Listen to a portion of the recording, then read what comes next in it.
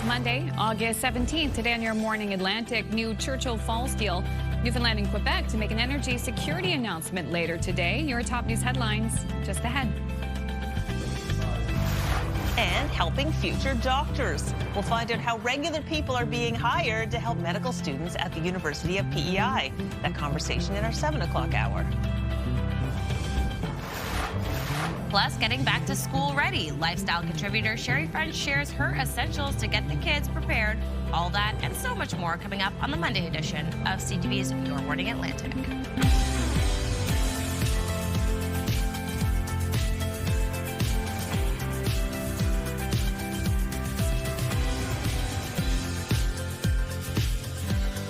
Good morning. Come on and join us. A brand new week.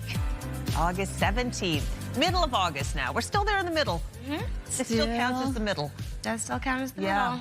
Yeah. Brianne Foley, nice to have you in our studio today. Thanks. It's weird being in this chair. I haven't been in this chair in a hot minute. That's true, too. You were in for Crystal for 2 weeks. Yeah. She's on vacay. Thank you. Thank you, by the way. Yeah, of Great course. vacation. I love that for you. A little mini vacation on the weekend. Went to Cape Breton again. The weather was gorgeous. The weather was amazing this weekend. I went to Wolfville for the first time. So. What did you think? I loved it. Stunning. Beautiful there. Absolutely gorgeous. Although the bugs did attack me. I will say that. But you've such delicate, tender skin. It's true. She has the softest skin in the world. And you can thank your mama for that, who's in town. Yes, she is. She's probably just waking up now and going to be going to get her, catch her flight. Oh, no. Mom's going home. And happy belated birthday to you, too, Yes. Brianne. Thank you so much. Brianne's birthday was on the weekend. Nice to be 19 years old now. You can go to the bars. Officially can drink. So exciting. Yeah, for sure. Love being 19. Honestly, never again. Yeah, Never again. No, it's like those days What a time. in the rearview mirror, thank heaven. Thank goodness. Okay, so weather-wise today, what are we looking at? Well, we need some rain. in the Changes. We do need the rain. Yeah. So that's right. we will take that. So we are getting that. That will be fun. And Whoa, are we Hey, ever? hey, you said it. She's sheeny. She's shiny. yes, she is. And that's pretty much the name of the game for New Brunswick this morning. That rain is starting to impact into the region already in New Brunswick. We are seeing low pressure come in. We are going to see some cooler temperatures throughout the day as we start here. 16 degrees in Yarmouth, 14 in Halifax, at Moncton and Bathurst, 15 over in Fredericton, Edmundston, 17 in Charlottetown, and we're looking a little bit cooler over in Newfoundland and Labrador, but not too shabby to start the day. As we take a look at our wind gusts, not a whole lot to contend with at this time. We are pretty much seeing those winds coming from the south. That's going to continue throughout the course of the day. We're going to see those winds pick up a little bit as this low pressure system moves into the region, but for the most part, it's not going to be too bad. We are contending with some fog this morning, so if you are heading out and about on the roads, just take that into consideration. That'll start to dissipate a little bit later into the early hours of the morning, but yes, there is going to be some to contend with, especially if you're over in Newfoundland and parts of western Nova Scotia. I'll have a full look at that forecast coming up in just a bit, but for now, let's head over to Amanda for your first look at your news headlines on this Monday morning. Thank you, Brianne. Newfoundland and Labrador Premier Tony Wakeham is expected to make an announcement with his Quebec counterpart in St. John's today. The two provinces have been negotiating a new agreement over Churchill Falls and expanded electricity production along the Churchill River. Prime Minister Mark Carney also expected to attend the announcement. This follows media reports last week that the two provinces had reached an energy deal. The new deal is expected to allow more power to be sent to Labrador. The original Churchill Falls deal, signed back in 1969, resulted in Newfoundland selling power at a discount to Quebec at rates far below market value. The Dieppe raid was the deadliest day for Canada during the Second World War. CTV's Derek Haggett has more on a weekend ceremony in New Brunswick, honoring the soldiers killed in northern France on that day.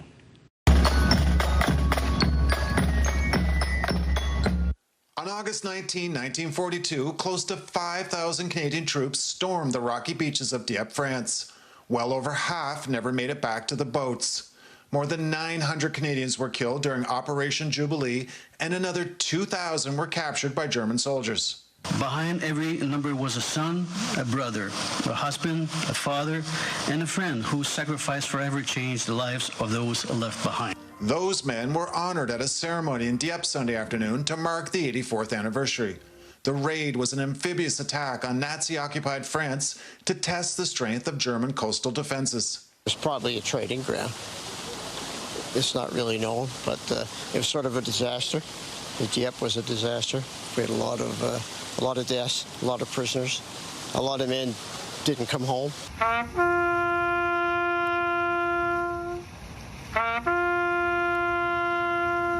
Dieppe, New Brunswick was originally known as Leger Corner, but was renamed Dieppe in 1946 in honor of the Canadian soldiers who died that day. We shouldn't forget the sacrifice, the ultimate sacrifice these people did.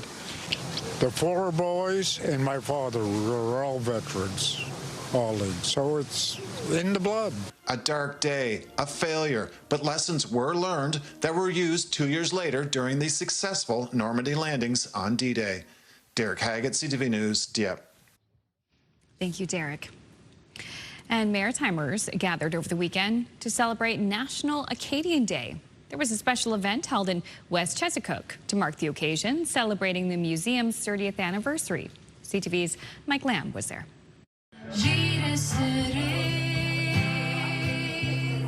So today we're at l'Acadie's historical site and we are celebrating August 15, which is Acadian Day. Acadian Day is the recognition of the French colony that came in here 400 years ago and recognize all the resilience and sacrifice they did. It's about the French culture, it's about the heritage, it's about the language, it's about the community, the sense of community.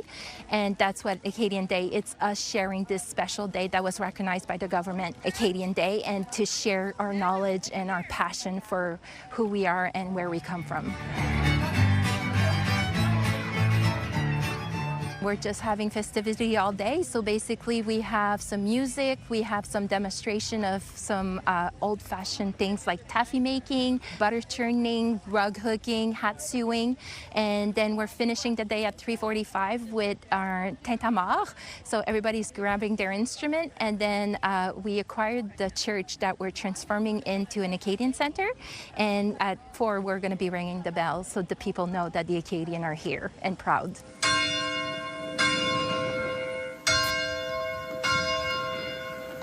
What's special about West Chesapeake and Grand Désert is that this Acadian community is the closest Acadian community to HRM Halifax. It is also one of the assimilated community, also the forgotten one. A lot of people forget that we are here. If ever you're in the region, please visit us. The museum is open during the summer. If ever you're interested to learn more about the Acadian Center we're building, we're searching fundings to complete the project. It's really important because it's the sacrifice of the past, it's recognizing the present, and it's making sure the future generation don't forget, and that people know that the Acadians are here, are proud, and they're here to stay.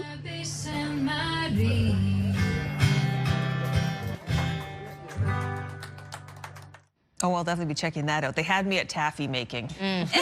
Butter churning? Yeah. Oh yeah, fresh butter, a little Classic. fresh biscuit. Oh, wonderful. Incredible. And looks like they have fantastic weather for that as well. I really want those gingham curtains. That's what I was really eyeing. The site is really worth checking out for sure. It's not that far outside of the city if you're in the Halifax region. Okay, let's take a free trip, shall we, to Italy? I do love a free trip. Yes, this is interesting. Italy's recent eruptions of Mount Etna are drawing many curious onlookers. Hikers are venturing to the top of the volcano to see the action up close. Now, as you can see, they are very close to the lava flow as ash and rocks roll down its slope. Those, there you go, there's the ash and rock rolling down the slope. Those were lucky to see Europe's highest volcano up close. Many were lucky, but they have actually limited air travel to the region because they want to make sure they limit crowds because it's close. It's not, you're not going to, these hikers are not in imminent danger, but it's a fluid situation, as you will. I guess pun intended in this case. I mean, if I'm going to Italy, I mean, there's other things. That's probably not what I'm going to do. Exactly. Not high on the list. Not gonna lie. Yeah, it's not your first trip to Italy if you're going to the top of Mount Etna. Cool visuals, but yeah, that's not where I'm going. I'm going for the vino. Yeah, I was. The museums. Yeah. The culture. The food. Food. Yeah, the food. Yeah. Definitely. Definitely not volcano. The Amalfi Coast views. Yes, my girlfriend's there right now, actually. Really? Yeah, Wow. yeah, for a wedding. Gorgeous. Stunning. Yeah, that'd be Oh a my nice gosh, place to what get a married. place Wow. to have a wedding. Right? Well, we are happy that you are here in Atlantic, Canada, and you're watching this show with us. Still ahead, that U.S.-Canada trade. We'll have the latest on the talks ongoing in Washington ahead of a tariff deadline on Wednesday. So that's coming up. Also, too, Brianne will have the full look at the forecast. We're going to take a live look now at Yarmouth. Oh, pretty this morning. Very gorgeous. The forecast is next.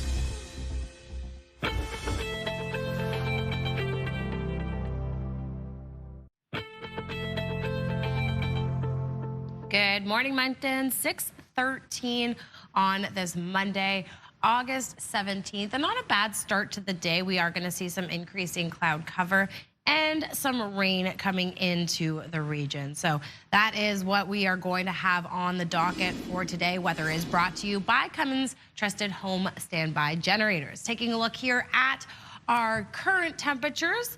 Pretty normal to start the day. We are seeing a little bit warmer temperatures over in Yarmouth. We are going to continue, like I said, to see some cloud cover pushing into the region. And we will have to deal with some humidex values today as we have that low pressure system coming in. So taking a look at our forecasted timeline as of 8 a.m., pretty much the entirety of New Brunswick will be covered in some sort of rain. We are going to see that system slowly start to push itself into parts of Nova Scotia as well as Prince Edward Island as we head a little bit later into Monday. Mostly a chance of showers throughout most of Nova Scotia. We are going to continue to see a lot of rainfall up in northern parts of New Brunswick for today, as well as some increasing cloud cover. So taking a look here at our accumulated rainfall, of course, the central and northern portions of New Brunswick are going to see the majority of that as this low pressure system pushes in from western parts of Canada. We'll see mostly trace amounts along that Bay of Fundy coastline as well as throughout the majority of Nova Scotia. Could see some extra rainfall over in the North Mountain area of Cape Breton over in Inverness County there. So we are going to see a little bit of an accumulation over in parts of Prince Edward Island, but for the most part, it is going to pass over most of Nova Scotia and PEI for today. We'll see some trace amounts over in parts of Newfoundland and Labrador, the most, of course, over in Corner Brook.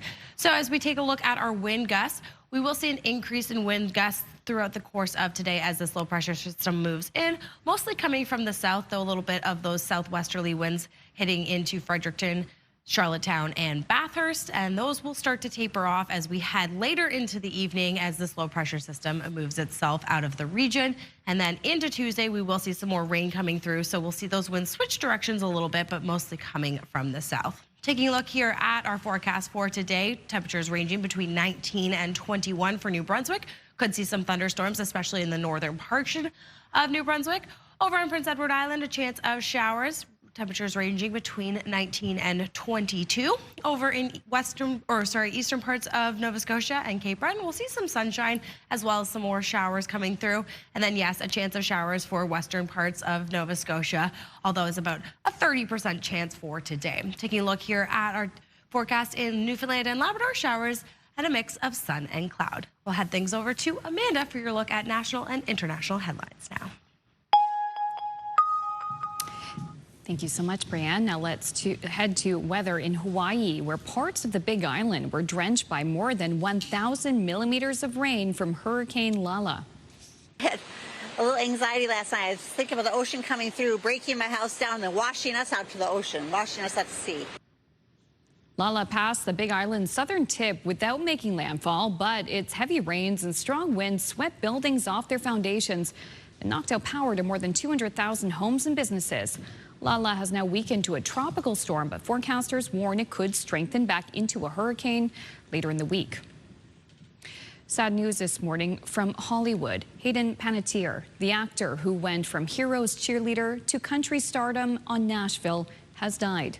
In recent months, she had spoken openly about her struggles with addiction and depression.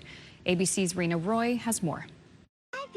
Hayden Panettiere began acting when she was a baby, appearing in a commercial at just 11 months old. I'm so happy. As a child, she landed roles in Remember the Titans. That was a hold? Oh, come on, that was such a bad call. And voiced Dot in A Bug's Life. Dot, Yes, Mother. At just 17, she became a household name, starring in the hit superhero show Heroes as Claire, the indestructible cheerleader at the center of the show's famous tagline. Save the cheerleader, save the world. On Nashville, she played Juliette Barnes, the ambitious country star with a troubled past, earning 2 Golden Globe nominations. Off-screen, Panettiere fought battles she later made public, including postpartum depression after the birth of her daughter. I came out the other side sober, but still with this horrible anxiety and depression. Amid those struggles, she gave up custody of her daughter, Kaya. I remember every second of that day. Every second. No mother could forget a single thing about the day she signed her child away. Panettiere also battled years of addiction and sought treatment multiple times. In 2023, she endured the loss of her younger brother, Jansen, who died at just 28. Her family saying she was an incredible light and a force of nature who brought immeasurable love and joy to all who knew her and to the millions who watched her on screen. Hayden Panettiere was 36. Rena Roy, ABC News, New York. Just days before U.S. President Donald Trump's latest tariff threat is scheduled to hit a range of Canadian goods, the minister responsible for negotiations, Dominic LeBlanc, met with his American counterpart Sunday afternoon, although not in person. CTV's Michael Serapio has more on the virtual meeting and the impact it could have on trade talks. Dominic LeBlanc's office describes it as constructive, a 60-minute meeting between the Minister for Canada-U.S. Trade and his American counterpart, Jameson Greer. Virtual, but still a chance to, quote, take stock of where things stand just days before the latest Trump tariffs are scheduled to start. There's no reason why the Prime Minister can't get a great deal on Wednesday. That's what he promised in the election. The U.S. wants action on booze, dairy, and U.S. autos. Canada is looking for sectoral relief on lumber, steel, aluminum, and autos, too.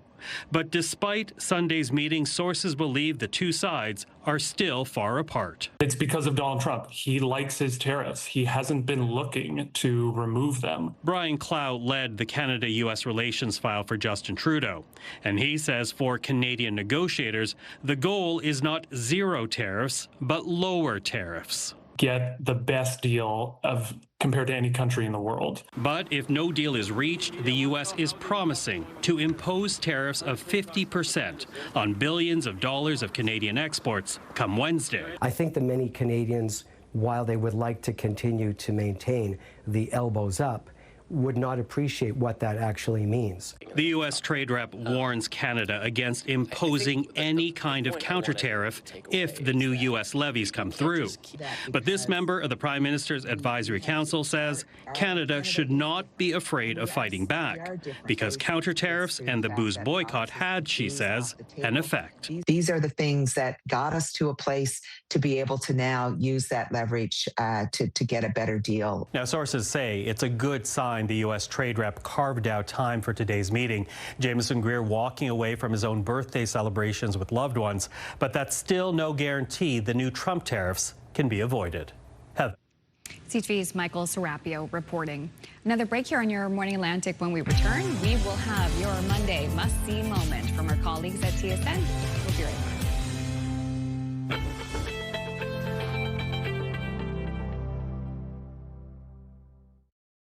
Move Mornings with Aaron and Peter. Weekday mornings on Move 100. The most fun in the morning. And home of the $1,000 minute. Only on Move 100 Halifax.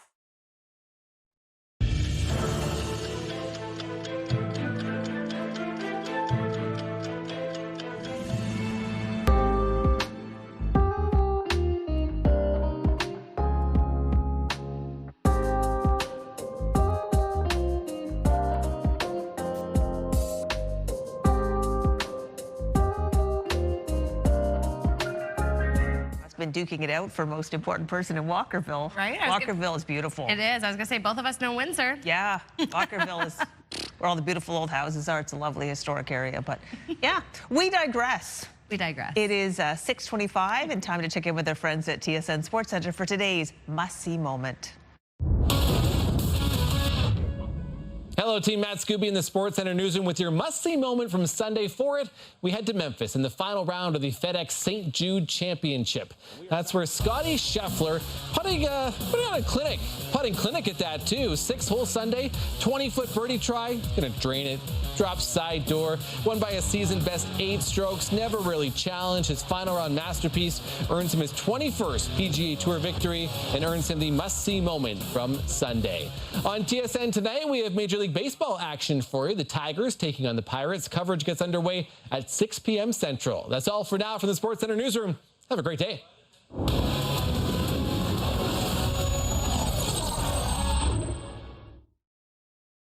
This TSN must-see moment brought to you by J.R. Rahe's Furniture and Appliances.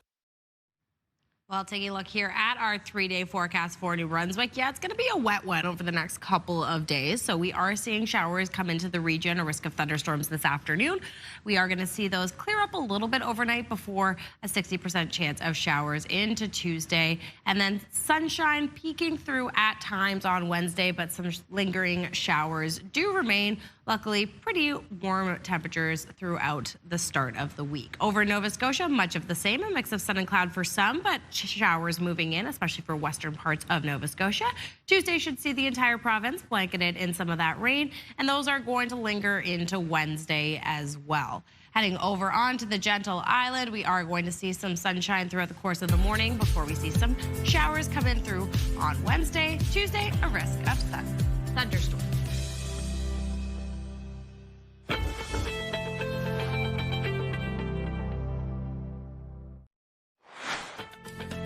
Coming up in this half hour, what's a random thing you heard once and have never forgotten?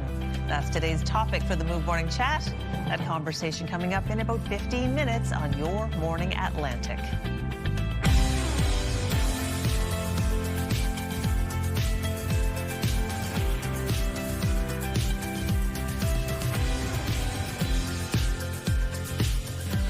How about measure twice, cut once? Yeah. That's a good one. Yeah. For a quote. I was just thinking of that one this weekend. I went on Facebook Marketplace and I ended up buying a queen bed, or the bed frame, wooden bed frame. And I was so excited for it. And I brought it home and I could see the look on my husband's face where he went, deep breath, and he goes, okay, let's get started on this. And we had to, of course, set it up, which took some work, took some readjusting, took some measurements. Anyways, long story short, it ends up looking it looks good now. Perfect. Although now we realize our mattress is too high. We put all this work on and then we put the mattress on and you can barely see it. That happens because mattresses are so nice and thick now, which yes. I'm not so mad about thick. that, using the that. terminology of Brianne No. Foley. I also, one that stuck with me, I'll share it, like really life-changing. Righty-tighty, lefty-loosey. Mm-hmm. We said that all the helpful. time. Yes. Super. I even thought that when you were screwing in the bed things. We repeated it. Yeah. Yeah, absolutely. And we had our 9-year-old helping out with us, and we repeated the same thing to him over and over again. Yeah. Yeah, and we had to do quite a bit of lefty-loosey, then righty-tighty, then lefty-loosey again. Was it IKEA? No, it wasn't. Yes, it's a vintage wooden set. So it wasn't an Allen key. Wasn't an Allen key, no. To do everything. No. So you've got a second to think about yours, Brianne, so we can remind people. Oof. Do you want to think about that? Yeah, that was think about Put a it. pin in Monday. it. Put a pin in it. I'm gonna need a minute on that one. Well, you've been busy with the weather. We're actually getting some active weather right now. We are getting some active weather, which, you know, is good for the region. We do need it. I mean, I know we don't like to see it so much in the summer, but hey, it's during the work week, so it's fine. There you go. Exactly. Also, it's a gorgeous day in Corner Brook, so not a bad day to get out and about over in Newfoundland and parts of Labrador. We are going to continue to see some of that sunshine throughout that region. As we take a look here at our current temperatures, we are seeing a little bit of cooler start to the day in Corner Brook as well as in St. Anthony. We're looking at 9 degrees right now.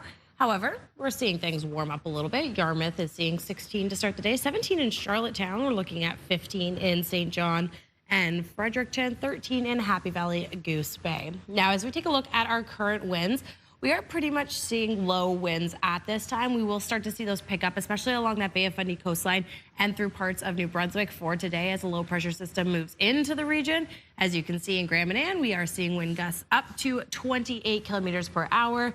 We are seeing gusts at 43 kilometers per hour in Grand Etang as well. Now, we are still contending with some fog to start the morning, so do take that into consideration. If you do have to drive out and about today, we'll start to see that dissipate a little bit later into the morning. But I'll have a full look at that forecast coming up in just a bit. For now, let's head over to Amanda.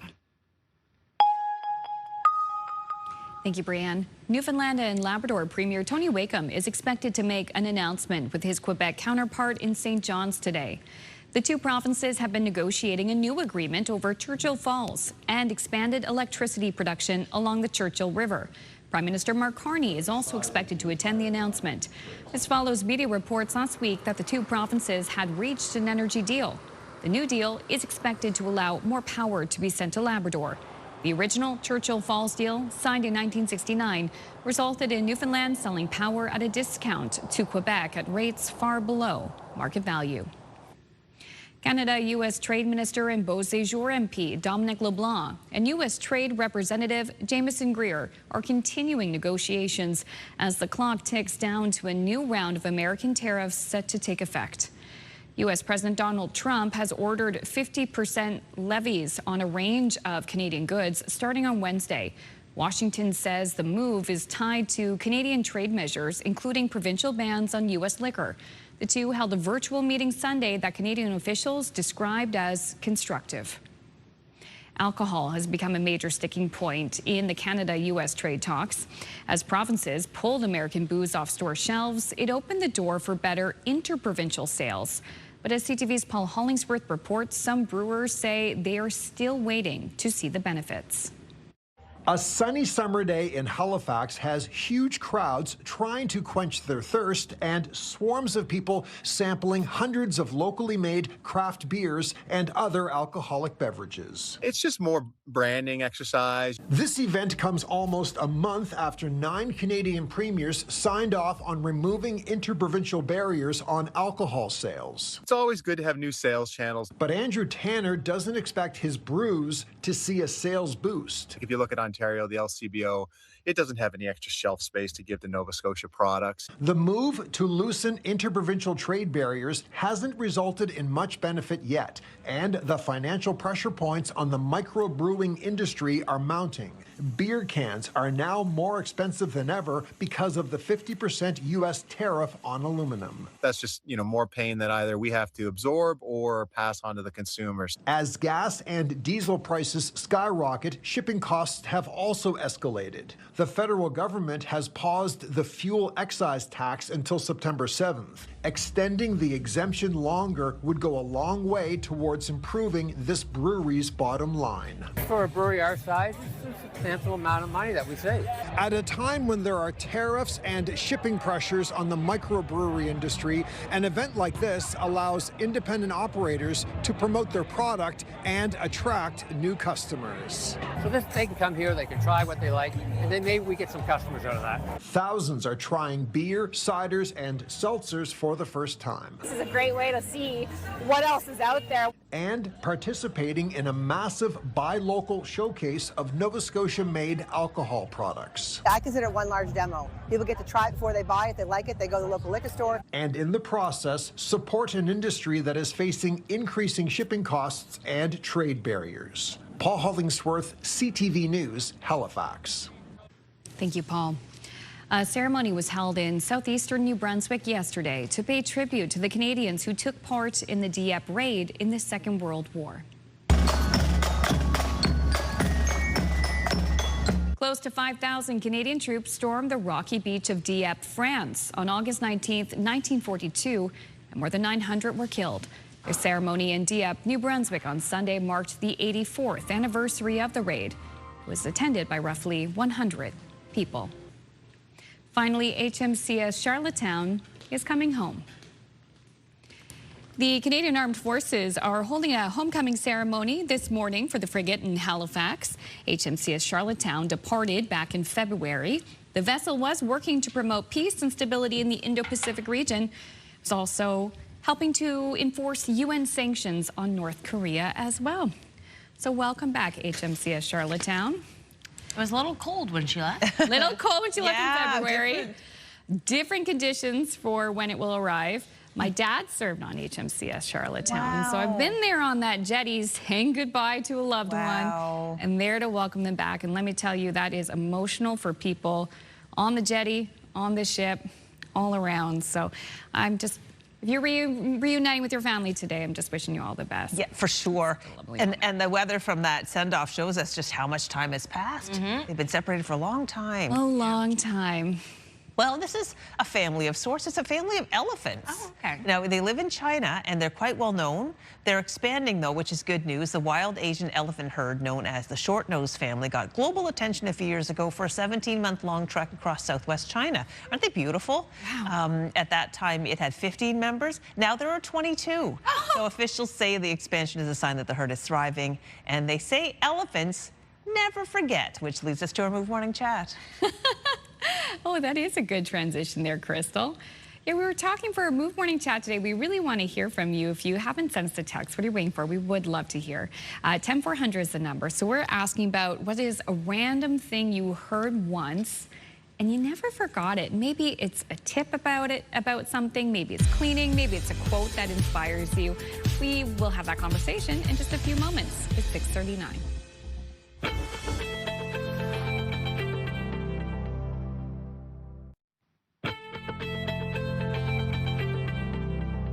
Good morning, McAdams. 642, 712 if you're in Newfoundland and parts of Labrador. And yes, it is a little bit of a cloudy start to the day, and that's pretty much going to be the name of the game throughout New Brunswick for today. We are going to see some low pressure moving into the region, bringing with it some rain as well. So taking a look here at our current temperatures to start, we are looking at 14 in Edmundston, Bathurst, and Moncton to start the day, 15 over in Fredericton and Halifax, seeing the same over in Sydney, 13 in Happy Valley Goose Bay, 12 in Gander and St. John's.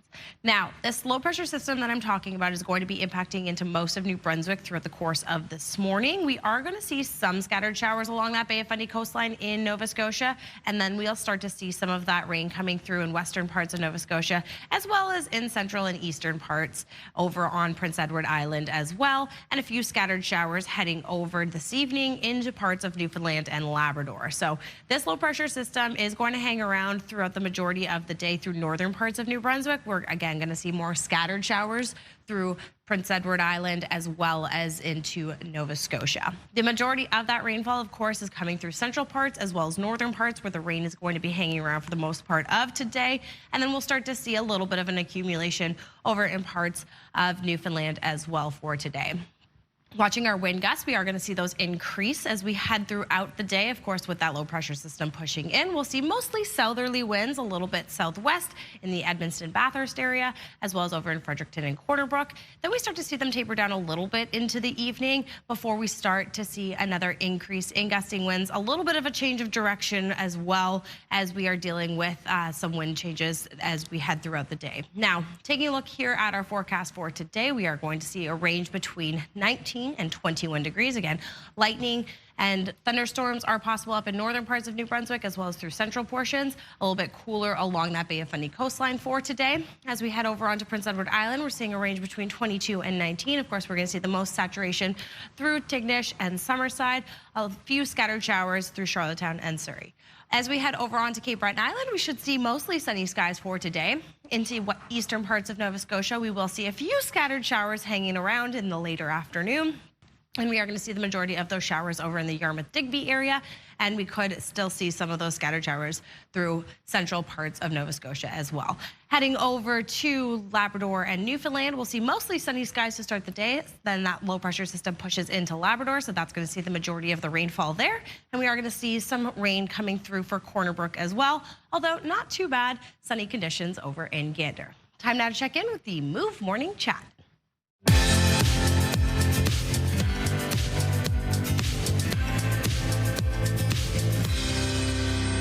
Welcome back to the Move Morning Chat with Crash and Sarah. This morning we want to know, what is a random thing that you've heard that's kind of always stuck with you? Crash, Sarah, tell us. Boy, I've got one. It's a hiccup remedy that I encountered. I'm pretty sure I'm teenager, middle school, somewhere along. It's been decades now. I've had this in my brain, and I picked it up Oddly enough, back in the day, shout out to what was then Live at 5. I'm pretty sure it was a segment on there about hiccup remedies.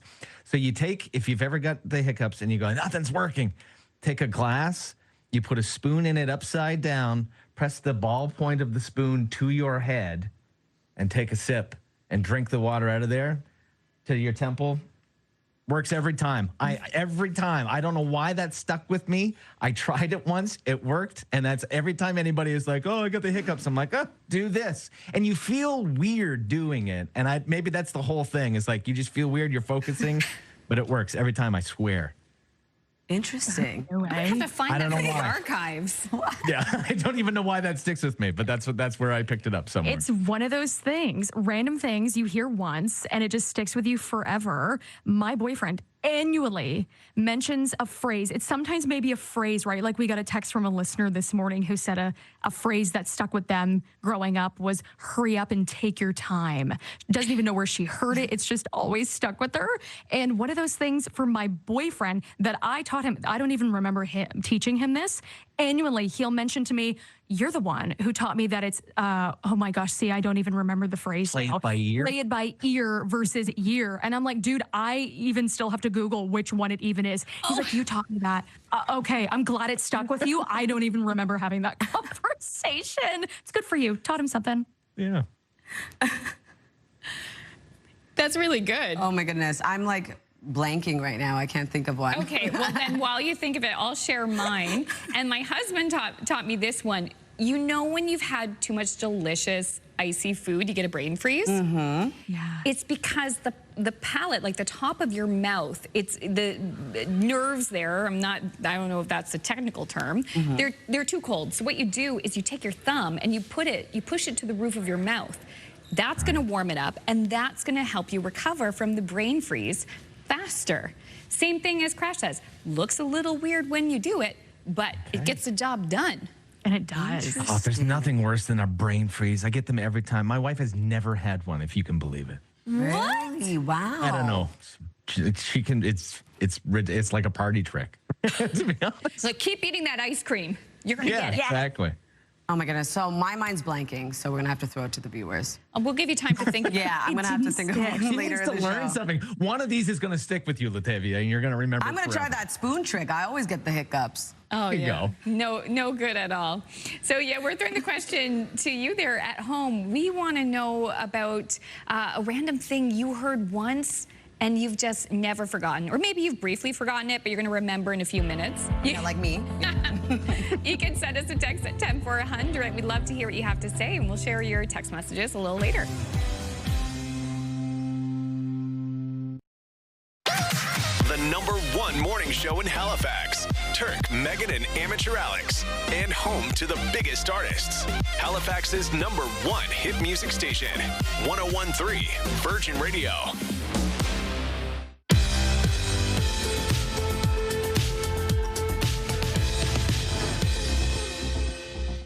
Welcome back. It is 6:52, and we already took a free trip to Italy. Yeah. So let's go to Hollywood for Why your not? entertainment headlines. It appears we're faced with a threat we can't control. One we can't even see. Spider-Man's the top dog at the box office for a third straight week, pulling in $70 million and crossing the $2 billion mark. The Odyssey came in second with $23 million, and The End of Oak Street debuted in third place with $21 million. We got a huge set of casting announcement and a release date for Marvel's upcoming X-Men movie. Christopher Abbott will play Professor X, Maya Boyd will play Storm, and Indy Navarrete will play Rogue. Adam Driver will star as the villain, Mr. Sinister. The movie's slated to release in May 2028. And happy birthday to Elvis star Austin Butler. He's 35 today. That's what's happening in Hollywood. Lionel Moyes, ABC News, New York. Well, there you have it. There you have. That's the Hollywood headlines. We took a plane to get there. We did. Well, really a transporter of sorts to get there that fast. Yep. But I have never ridden an e-scooter. We're going to have a story coming up about that. Have you? I have. They're a lot of fun. They go pretty fast, though, which is like surprising, which is why they come with helmets. Yes. Why you should put said helmet on your head. Well, that is one of the many things you can do to be safe on them. So, yeah, but they are pretty fast. Like you can go Really? Yeah. I'd love to try it. I'd love to try it. You would love it. I think I would love it. It'd be very good I for you. will do that this summer or this fall before they get all put away. But that brings us to our story. Okay. Yeah. So yes, in case you missed it, you may have noticed an increase in people riding these e-bikes and e-scooters in our region and across the country. Yeah, the surge has also sparked concerns over the growing risks on the road. CTV's Paul Hollingsworth has more on a safety plan.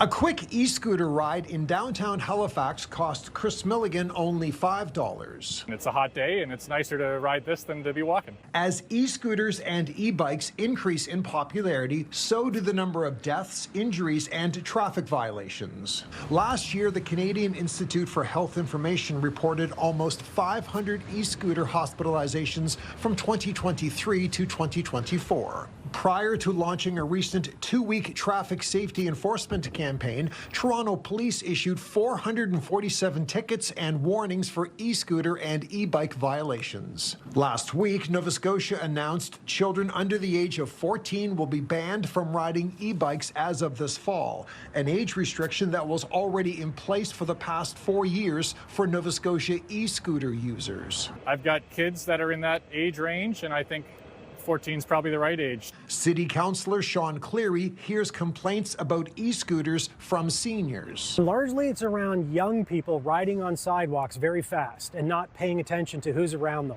With improved technology, e-bikes and e-scooters are getting faster. Some of the rented e-scooters in this city can travel up to 25 kilometers per hour. City Councillor Sean Cleary believes that's a good enough reason to implement education programs and safety standards for people of all ages. Well, thank you for that, Paul. Taking a look here at our 3-day forecast. Not a great day for riding e-bikes or scooters through most of New Brunswick, as we are going to see some scattered showers and a risk of thunderstorms this afternoon, looking at highs of 24 today. Into Tuesday, those showers are going to continue, and we will continue to see some of those scattered showers on Wednesday, though the sun should pop out at some point throughout the afternoon. Heading into Nova Scotia, much of the same. We are going to see a mix of sun and cloud for most of the province. Could see some scattered showers throughout western parts of Nova Scotia and through some central portions. Into Tuesday, that's when the low pressure hits into Nova Scotia, and we'll continue to see some periods of rain and some scattered showers hanging around into Wednesday. Over on Prince Edward Island, mostly sunny skies to start the day. We could see some chance of showers in the afternoon, into thunderstorms on Tuesday, and some sun poking through on Wednesday.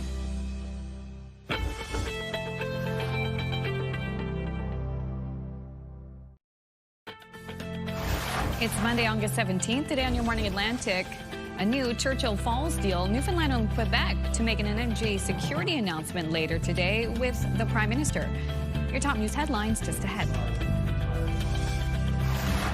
And helping future doctors. You could be the one. We're finding out how regular people are being hired to help medical students at the University of PEI. A conversation in about 15 minutes on Your Morning Atlantic.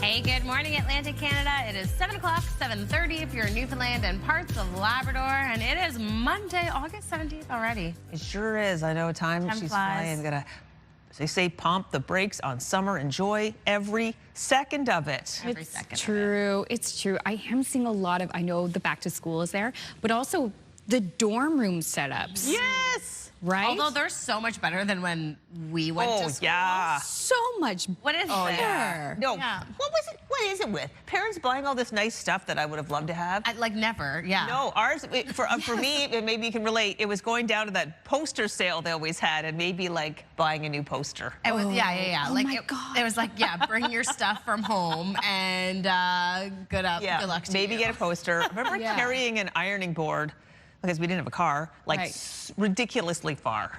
Like we had to take turns carrying it. It was ridiculous. Why did I buy an ironing board in university? Did you even iron in university? I think it was. I did. Why? Iron your tracksuit? Exactly. I know the standards are very high. They are. I definitely wore pajamas to most of my classes in university. With the university's logoed sweater, right? Correct. Yeah. Oh, that would be great. Like Master Marauders. McMaster Marauders. Ooh, that is fun. Yep. It's funny you mentioned the poster sale, though, because I remember the Dallas Sub would have the big poster sale. It was so cool. It was good times. But I could only afford like the clearance rack posters. I could admire the posters that were hanging and just kind of pick through a little rack. It had a slightly damaged corner, the one I bought. You got a discount then. I did get a discount, yes. Student discount. Indeed. Anyway, we got to get off memory lane and move into the now. I hope you're not moving into New Brunswick dorms this week because it's a little wet to do. Yeah. And no one likes to move in the rain. No. Trust me, I've done it too many times. Not ideal. Do not recommend. Can confirm. Of all the places I've lived, I have moved in the rain on plenty of occasions. Oh, no. Yeah, we are going to be seeing some rain coming into the region, which we do need. So it's, it's never bad, although it always looks beautiful at Burnt Cove. Yeah, look at the water still, not a lot of wind this morning. No, and we're not really going to see a whole lot of wind until a little bit later into the afternoon. Once this low pressure system starts to really move into the region, that's when we'll start to see some increase in gusting winds. But as we take a look here at our current temperatures, pretty average for this time of year. We are seeing 15 in Sydney, Halifax, St. John, and Fredericton, a little bit cooler up in northern parts of New Brunswick. We are seeing cooler temperatures over in Quarter Brook and St. Anthony, but 12 degrees in Gander and St. John's. As we take a look at the winds, as Crystal was mentioning, those are a little bit calm at this time, not seeing a whole lot of wind to contend with. We are seeing some gusts, of course, in Grand Manan, where that low pressure system is starting to move in on that Bay of Fundy coastline, as well as over in Grand Etang. So we are going to contend with a little bit more of an increase in gusting winds, probably up to around 40 kilometers per hour throughout the majority of the region for today. As we start today, though, we are going to have some fog patches still in effect, so especially over in Newfoundland and Labrador, as well as western parts of New Brunswick and Nova Scotia. I will have a full look at that forecast coming up in just a bit, but for now, let's head over to Amanda for your look at news. Thanks, Brienne. Newfoundland and Labrador Premier Tony Wakeham is expected to make an announcement with his Quebec counterpart in St. John's today. The two provinces have been negotiating a new agreement over Churchill Falls and expanded electricity production along the Churchill River. Prime Minister Mark Carney is also expected to attend the announcement. This follows reports last week that the two provinces had reached an energy deal. The new deal is expected to allow more power to be sent to Labrador. The original Churchill Falls deal, signed in 1969, resulted in Newfoundland selling power at a discount to Quebec at rates far below market value. A ceremony was held in southeastern New Brunswick yesterday to pay tribute to the Canadians who took part in the Dieppe raid in the Second World War. Close to 5,000 Canadian troops stormed the rocky beach of Dieppe, France on August 19, 1942, and more than 900 were killed. The ceremony in Dieppe, New Brunswick on Sunday marked the 84th anniversary of the raid. Was attended by about 100 people. HMCS Charlottetown is coming home. The Canadian Armed Forces are holding a homecoming ceremony this morning for the frigate in Halifax. HMCS Charlottetown departed back in February. The vessel was working to promote peace and stability in the Indo-Pacific region. It was also helping to enforce UN sanctions on North Korea. Back on land, Dartmouth was ready to rock this weekend.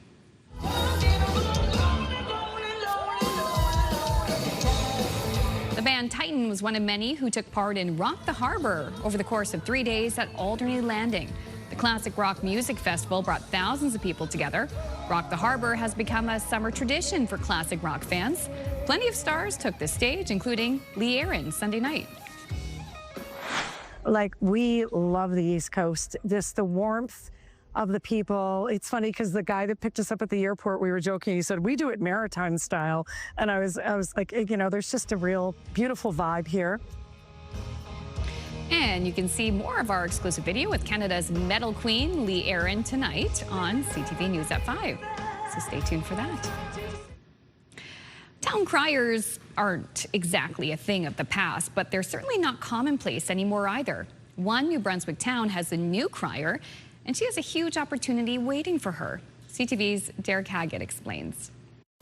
Welcome to Riverview, New Brunswick, home of the Riverview High Royals, where ball fields are full of little leaguers and kids can go for a dip in the community pool. There's a beer hall, too, overlooking the Petitcodiac River. Riverview has it all, including its very own town crier. Meet Summer Gallant. She became the new town crier in April after winning an open competition. I thought, what an amazing opportunity to combine my love of theater and my love of Riverview as a community into two. And so I decided to shoot my shot and got in. Hear ye, on this glorious first day of July. Next stop, jolly old England for the World Town Crier competition. She auditioned a few months ago and was one of 25 applicants selected from around the world. I'm a little nervous because I'm up against some really professional town criers, and I'm definitely the youngest and the most amateur of the town criers who will be out there. Her favorite part? Getting out in the community and meeting people. I think it's awesome. The St. John is a Lola city, so I grew up with events, parades, all with town criers. Kids love it. I find the seniors love it too, especially where I am younger and where I'm a woman. I've had a lot of older women come up and say how amazing it is to have someone so young in a position that kind of holds a lot of heart in community. Hear ye, hear ye. Summer Gallant will be one of 4 Canadians participating in the competition in England next month. And while she says she's a bit nervous, she's more excited than anything else about the opportunity. I had to give it a try. Derek Haggett, CTV News, Riverview, New Brunswick. Twisted plot. Derek is now competing in the town crier competition. It's actually Derek now going. Exactly. It's so funny. So we do reporter calls every day, right, to pitch some story ideas and such. And poor Derek had been pitching that literally all week last week. So I'm glad that he actually got to finally do that story and get it done. So great story. He really owned it too. He did. I love the shaking of the bell, but then the kind of using of the bell as emphasis during every word of the stand-up too. Yes, it works. It really did You bring can see the message home. Passion coming through. You could. You could. That was awesome. I know. And good luck too. I bet there aren't that many women in the town crier. That's what she was saying. Yeah. And that competition happening next month. So we'll have to keep you posted on how she does. Definitely. I bet she'll do well. I know. Town criers are exciting. They are. There's a lot to it. There's the ringing of the bell. There's the opening of the scroll. The opening of the scroll part is really hard, actually. It can't, for sure. There's a lot of practice. What if it's upside down? I know. Well, this is the thing. You got to open it, and if it's not, you better know what you're saying so you can just ad lib. Yeah. Because you don't want to be seeing a town crier stumbling with a scroll. That would be a kiss of death. That would be a kiss of death. You would not win that competition. I'm writing the movie like a kind of like town crier competition movie. Yeah. A cry for help. Exactly. It would be a spoof kind of just really, but also at the same time celebrating the genre, bringing more attention to it. I love this. There's so much fun. So much happening right now. Crystal's going to go off screen and write us a play now. Okay, all right. Well, now we have to take a break. If you missed it, Brianne will have the full look at the forecast on this Monday, including some details on some showers. I'll have your national news headlines as well. Let's take a popular look at a popular stopping place. This is Masstown. Quiet this morning, but you know it won't be when it opens up. Forecast in just a few moments.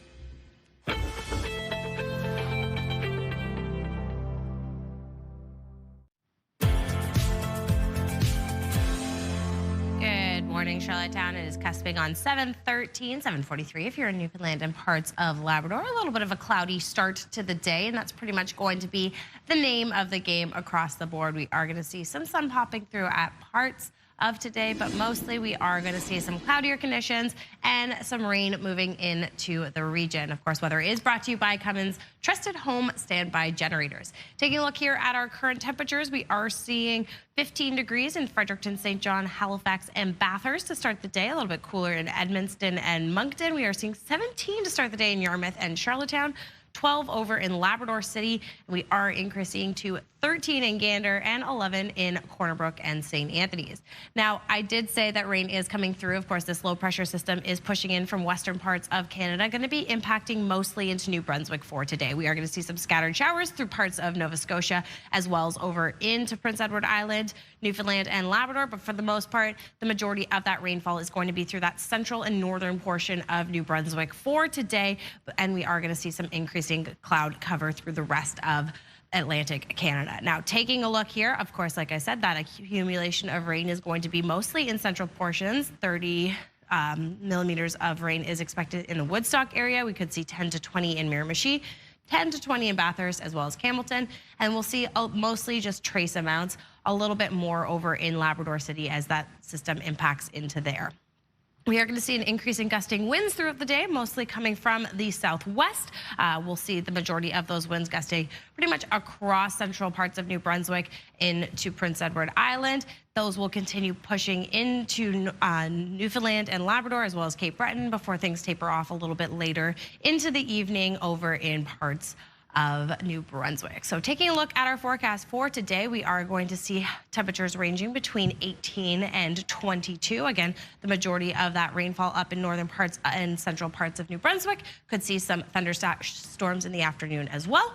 We're looking at temperatures between 21 and 24 Prince Edward Island. We are going to see some sunnier skies over in Cape Breton, a few chance showers in parts of eastern Nova Scotia.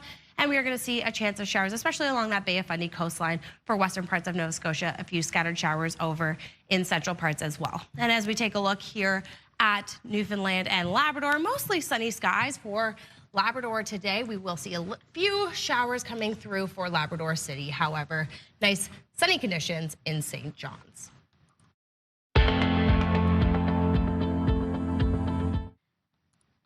Time now to take a look at our campfire conditions, brought to you by Pine Acres RV, where customers become friends.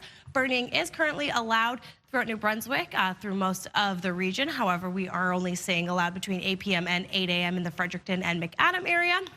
As we head over onto to Nova Scotia, burning is only allowed over in Inverness County. We are seeing restrictions throughout the majority of the province. Now, brush burning is allowed throughout most of Prince Edward Island for today. Of course, always check in for a fire ban, check your municipal bylaws, and make sure you never leave a fire unattended.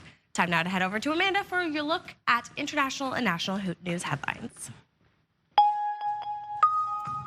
Thank you, Brianne. We begin with sad news from Hollywood this morning. Actor Hayden Panettiere, best known for her work in Heroes in Nashville, has died at age 36.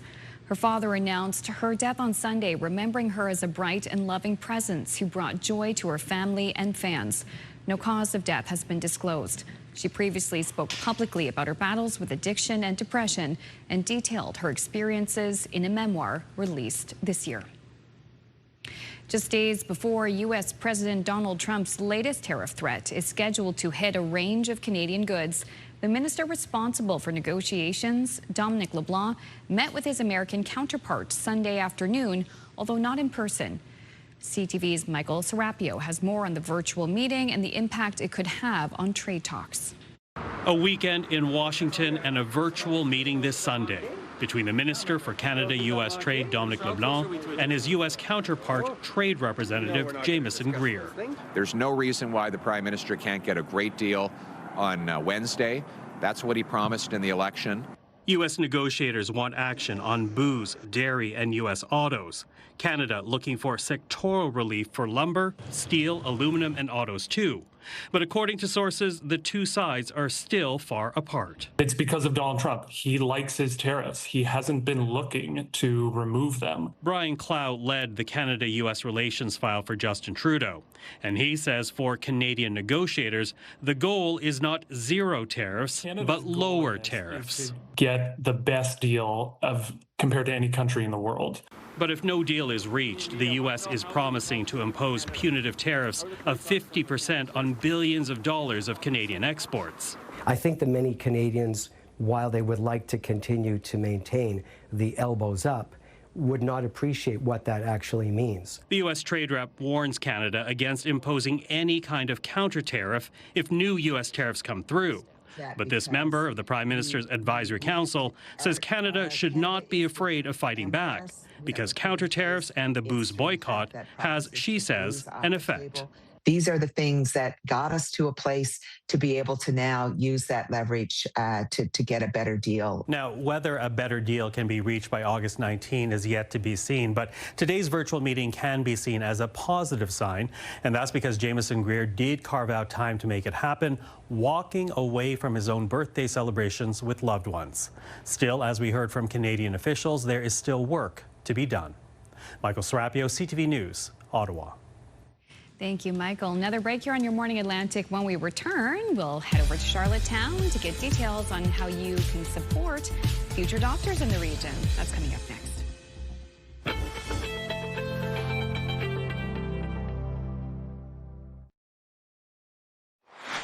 Welcome back at 7:22. Now, the University of PEI's medical school is looking for islanders to help out future doctors. Volunteers are needed to pose as mock patients for medical students, helping them practice sharing healthcare diagnoses.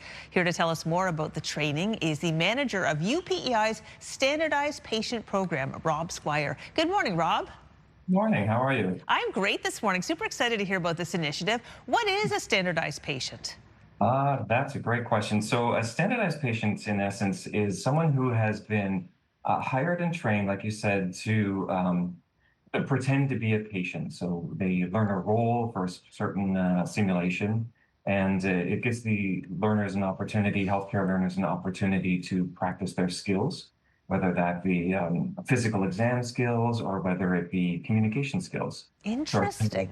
Are really used a lot for communication and for interpersonal skills development. All right, before I get into the kind of nuts and bolts of this, you've been involved in the SP world for almost 25 years, and you moved to PEI to be part of the UPEI Medical School. Why are you so passionate about this kind of work? Oh boy. Well, I mean, essentially, I think what fascinates me about it is it's about human communication. It's about people trying to understand how we tick and why we do what we do. And ultimately, this is about improving healthcare for everyone, particularly on the island. You know, it's about I don't know. It's also just fascinating. It's a number of different simulations and situations and the learning that happens. You know, a lot of our SPs just feel like they are giving back to the healthcare system, and that's really satisfying. Definitely, and opening up that kind of that dialogue between doctors and patients, so that when they do get into the real setting, that they're really able to listen and discern what's going on and help people, you know, really basically solve their health problems. What are some of the things that you'd have to do? So first of all, how do you sign up for this, and then the training that's involved with this? So you mentioned that we're looking for volunteers, and actually a standardized patient is an employee of the university, so it's a paid position. So as a result, there is an application process that you can submit an application online, and then we do an interview. And if you are hired onto our roster, we have a number of standardized patient educators who train our SPs in the role that they're going to learn. And we talk all about the simulation that the standardized patient is going to participate in. It's not quite the same as acting. It's not a prescribed script that has to be memorized. It really is about sort of the flow of communication between the learner and the standardized patient.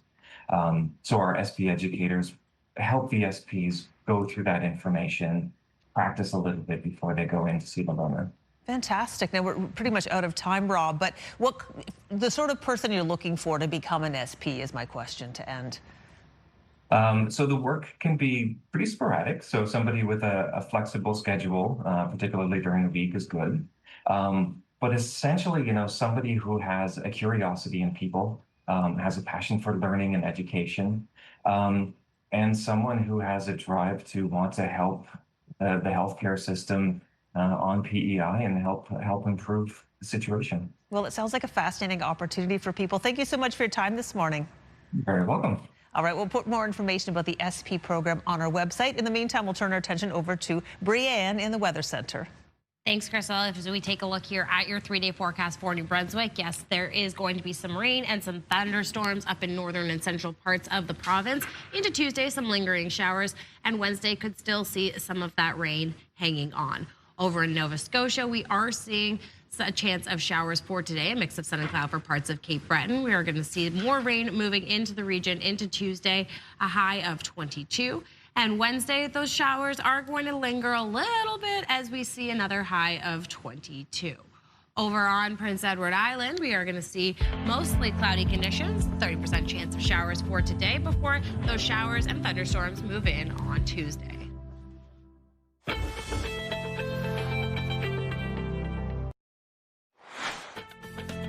Coming up this half hour, the Ken Big Bucket giveaway will announce this month's prize and tell you how you can enter to win. It's so easy. The prize is so big. Details coming up here on the Monday edition of Your Morning Atlantic.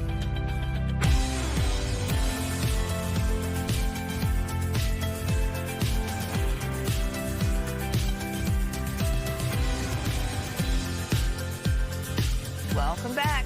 7:31, halfway through the show on this Monday, August 17th. We're just past halfway through the month, so you still have a whole half of month left to enjoy the summer. Well, it goes until September, but the, true summer holidays as they were for people who go back to school and such. But I found the weather glorious over the weekend. Just perfect. It was so nice. We had a family barbecue. We had family down from New Brunswick, so we were hosting people outside, sitting on the deck as often as we could. Included outdoor shopping as well for my 18-year-old niece. So we got a lot done, but it was nice to see so many people out and about enjoying the weather. Yeah. I was out doing some running around, and I had to go into Port Hawkesbury with my son. We were buying some supplies for my daughter's beach project. And I met this fantastic couple from Port Hood. If you're watching this morning, hello. I forgot to ask your name. You caught me off guard. I was in a thrift store, not in it all. I was in one of those days where I just kind of wanted to hide and shrink away from the world, Yep. These wonderful people came up and said hi, and they watched the show, and they were so handsome. They drove such a cool antique car. Oh my gosh. I should have made them my new best friend, so I'm sorry I wasn't on my best that day. So hello, and hope we meet again. There you go. You never know. You never know. Yeah. And maybe they'll give me a ride in their cool car. That would be great. Yeah, it was great. Especially if Great you've got color. those unique wheels. That's also one of the best things about the weather, too, seeing the vintage vehicles out on the roads. Yes. Because those people are so proud and put so much work into it, and it's so fun to see. How did they get the cars so shiny? I don't know. I don't know. My car's never that shiny. So, I got nothing for you on that one. Yeah. However, if you drive out in today's weather, it might be Free car wash. Free car wash. Natural shine for you. Now, I wonder if this is the same person who walks the beach I wonder if it's part of their routine, because we've seen them, a person there before, but I do wonder if it's the same person. It is. It's the ghost of a widow. There was a bug. Also. Yeah, there's that. There's that. I Less romantic a story, Brianne. not the widow. This widow walks the beach every day at this hour because she lost her lover at sea. And the bugs attacked. No? That's just me? Okay. Well, as we take a look here at our current temperatures, we are seeing a warmer start to the day in Yarmouth and Charlottetown, looking at 17 degrees, 15 in St. John, Fredericton, Bathurst, and Halifax, 16 over in Sydney, 14 in Happy Valley, Goose Bay, and Edmundston, as well as 16 in St. Pierre and 11 in Corner Brook and St. Anthony. As we take a look here at our current winds, not a whole lot to contend with as we start our day. We are going to see a little bit of an increase in gusting winds a little bit later. Once this low pressure system really moves into the region, we can see that most of those winds are coming from the south, a little bit of a switch in direction in the Shelburne area, as well as over in Greenwood. So we do have some north winds coming through in those areas. Taking a look here at our fog throughout the course of this morning, still contending with some fog, especially in the Yarmouth area along that Bay of Fundy coastline, as well as over in Newfoundland. That will start to dissipate as we head later into the day. I'll have a full look at the forecast coming up in just a bit, but for now, let's head over to Amanda.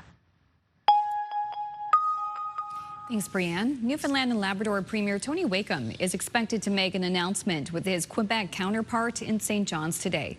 The two provinces have been negotiating a new agreement over Churchill Falls and expanded electricity production along the Churchill River.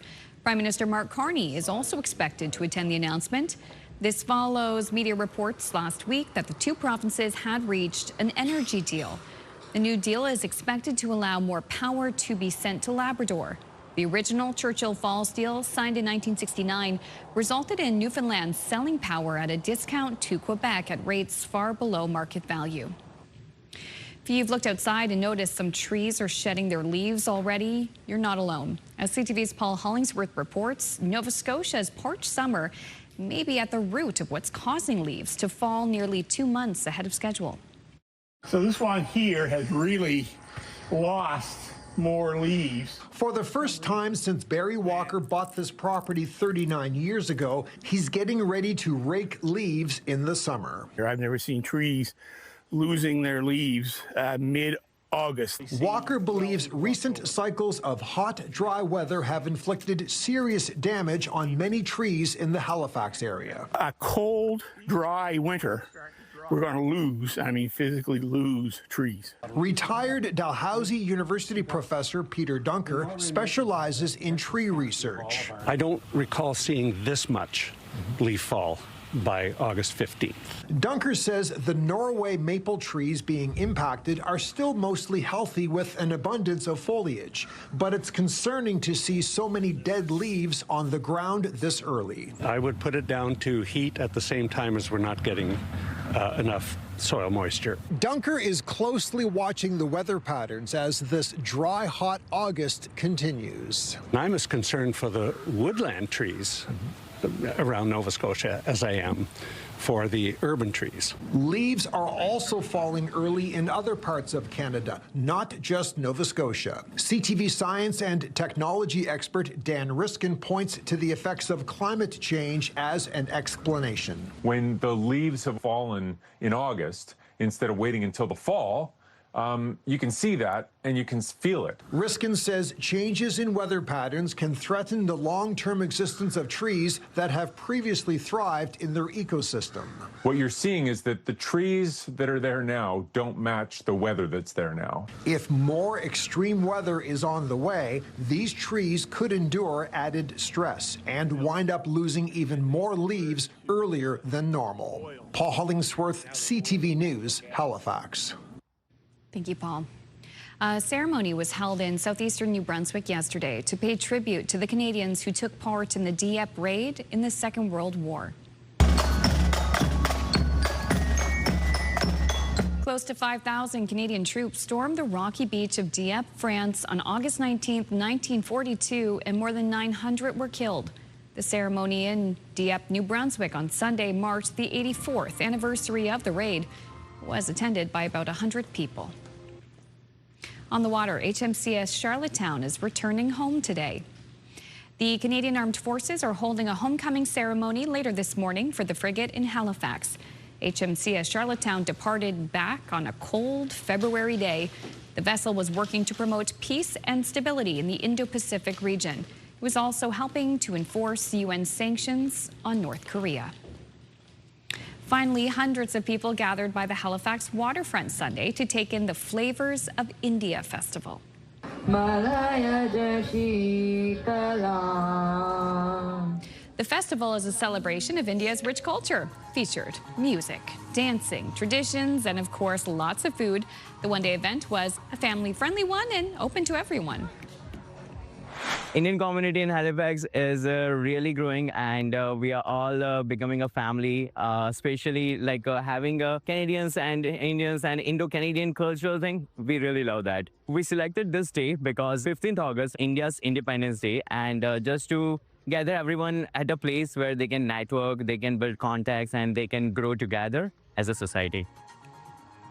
Wow, beautiful. And the festival was put on by the Indian Festivals Club of Nova Scotia. Looks like they had a fantastic turnout there. Great weather for Beautiful day, yeah. Yes. Oh, make some henna onto you. Exactly. Looks like a really great event. Hope to take that in next year.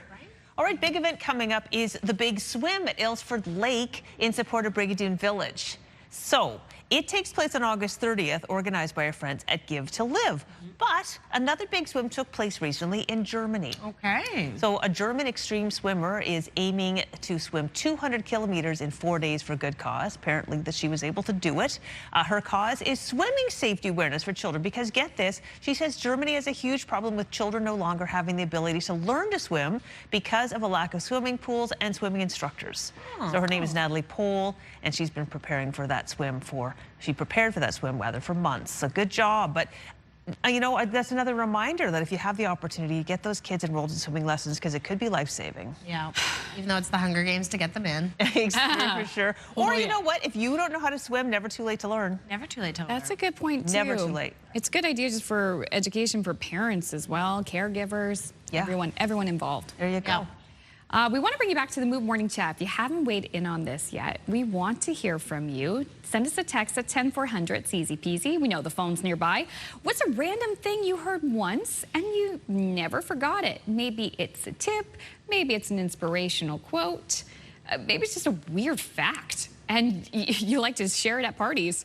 Who knows? Oh, that's a good one. Oh, gosh, a million of those that they're escaping me. I have one thing I could say. What do you want to say though, Brandy? I haven't had a chance to weigh in. I mean, you did bring up Quebec. Quebec, tell us what it, people quickly. That's a great story. I had a friend who was playing baseball one time, and he was out in the outfield with a buddy, just like talking, waiting for the play to happen. And the guy, they were just having like a life conversation. The guy was like, "Yep, you know, Quebec," and he's like, "Pardon?" He's like, "You know that ancient Japanese proverb, Quebec?" He's like, "To each his own." And so they went back to the dugout, and he was like laughing, and he was like, "Guys, did you know he said Quebec?" And everyone on the team was like, "You told him?" No. So they let this guy walk around saying Quebec forever. My whole family now says it. Yeah. Anyone I tell the story to now says it. We say it now. All the time. Yeah. We say Quebec all the time now. Quebec. Oh my gosh, so funny that they finally spilled the beans to the friend. I'll share one my friend Jen told me that stuck with me, and it's been good advice. I'll share it with you. It's much more serious, but her thing is give everybody a second chance, but never a third. Oh. I like it. Jen, I like where your head's at. Exactly. No, she's a wise woman. Yeah. That's a good one. Okay, one more. Yeah. Not every day is good, but there's good in every day. Yes. Yeah. That's was that Pitbull who said that? Was that Pitbull? Yeah, I don't know like Pitbull. who originally said it, but actually there's a poster in one of the IWK hallways that says that. Nice, great. One of the there you go. And it really stuck. We need to hear from you. What's your saying or your little nugget? It could be a funny story too. Yeah, we would love to hear it. 10400 is the number, and we'll also share some of your text messages a little later. But before that, we got lots to get to, including something big. Literally. It's the Kent way bigger than bucket giveaway. Put your arms together and then go. Oh, we're not on camera anymore, but it's about that big. Oh, you can't see us anymore. And we're gone. Listen, it's because we're excited to tell you this month's prize. That's when Your Morning Atlantic returns. Please stay with us.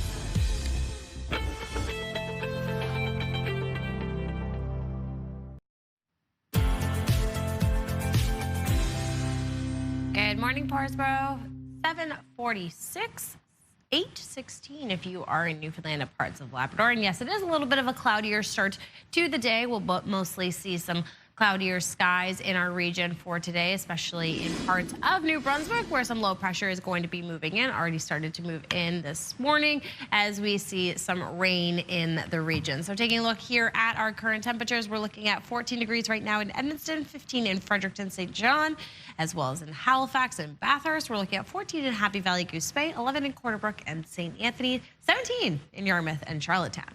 Now, I did say that this low pressure system is coming into the region. We are starting to see a push into New Brunswick, pretty much going to be impacting mostly New Brunswick for today. We'll see some scattered showers through parts of western Nova Scotia, as well as along that Bay of Fundy coastline and into parts of PEI and Cape Breton. But for the most part, it is going to be mostly scattered showers for Prince Edward Island as well as Nova Scotia. The majority of that rainfall staying up in northern parts of New Brunswick as well as the central portion before things start to clear out as we head into the evening. Now, taking a look here at our 24-hour rainfall accumulation total. Again, the majority of that rain is going to be through the central portion of New Brunswick as well as northern parts, mostly just trace amounts throughout most of Nova Scotia and Prince Edward Island. See a little bit more of that rainfall impacting into Labrador City, trace amounts for the rest of Newfoundland and Labrador. Watching our wind gusts for today, we are going to see an increase in wind gusts as this low pressure system moves in, mostly coming from the south. We will start to see those taper off, especially in parts of New Brunswick as we head a little bit later into the early hours of Tuesday morning. And then we really start to see them taper down as well throughout the course of Tuesday. A little bit more of an increase in gusting winds along the coastline in Nova Scotia as well as over in parts of Newfoundland. So taking a look here at our forecast for today, temperatures ranging between 18 and 22. Again, thunderstorms risk up in northern parts of New Brunswick. We'll see that rain coming through. Chance of showers over on Prince Edward Island. Temperatures ranging from 21 to 20. Over in Cape Breton, we should see mostly sunny skies for today.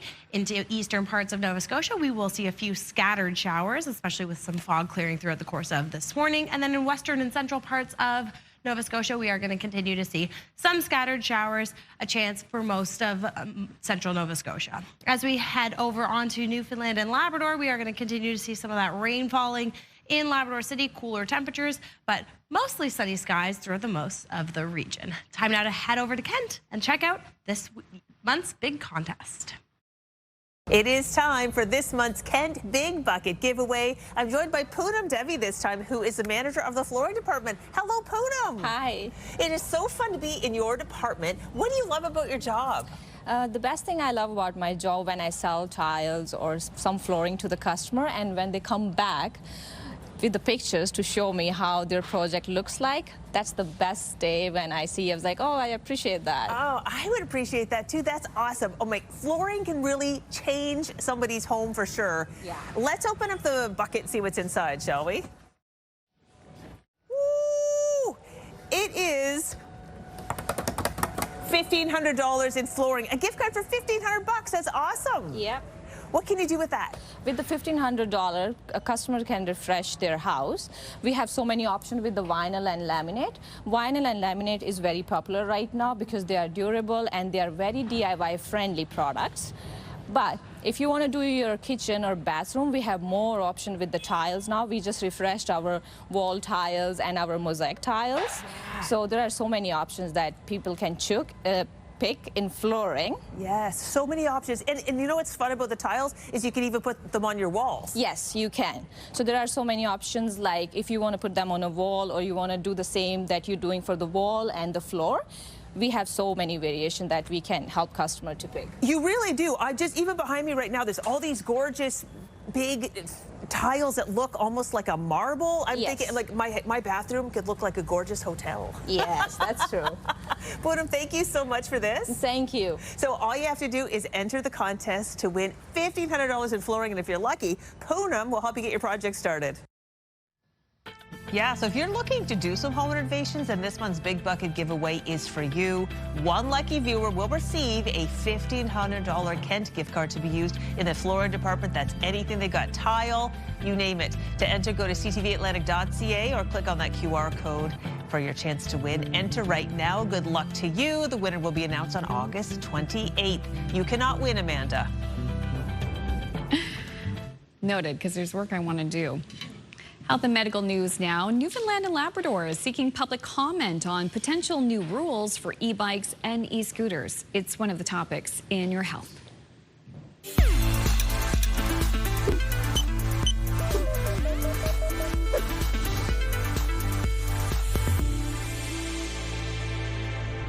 The consultation comes after a new report by the Canadian Pediatric Surveillance Program identified 10 child deaths involving such devices last year. Nova Scotia currently prohibits children under 14 from e-scooters and plans to match the age restriction for e-bikes this fall. Newfoundland and Labrador is also looking at changes around car seats, bike safety, and driving schools. Costco Canada is warning customers some yogurt products have been recalled because of mold. The Greek gods honey yogurt and organic yogurt plain items should not be eaten. If you've purchased either of these products, you can return the yogurt to any Costco warehouse for a full refund. Relevant item numbers and best before dates of those products affected can be found on Costco.ca. Finally, your daily cup of tea may be doing more than helping you wake up or relax. It could be helping protect your bones. A recent study of nearly 10,000 women aged 65 and older suggests that tea drinkers may have a slightly higher bone density than those who don't drink tea. The study, published in the journal Nutrients, also found that moderate coffee intake doesn't seem to help or hurt bone health, but drinking 5 cups or more a day weaken bones. Experts say regardless of which hot beverage you enjoy, that's only one small piece of the bone health puzzle. Experts say it's more important to prioritize getting enough calcium and vitamin D and to do weight-bearing activities to keep your bones strong.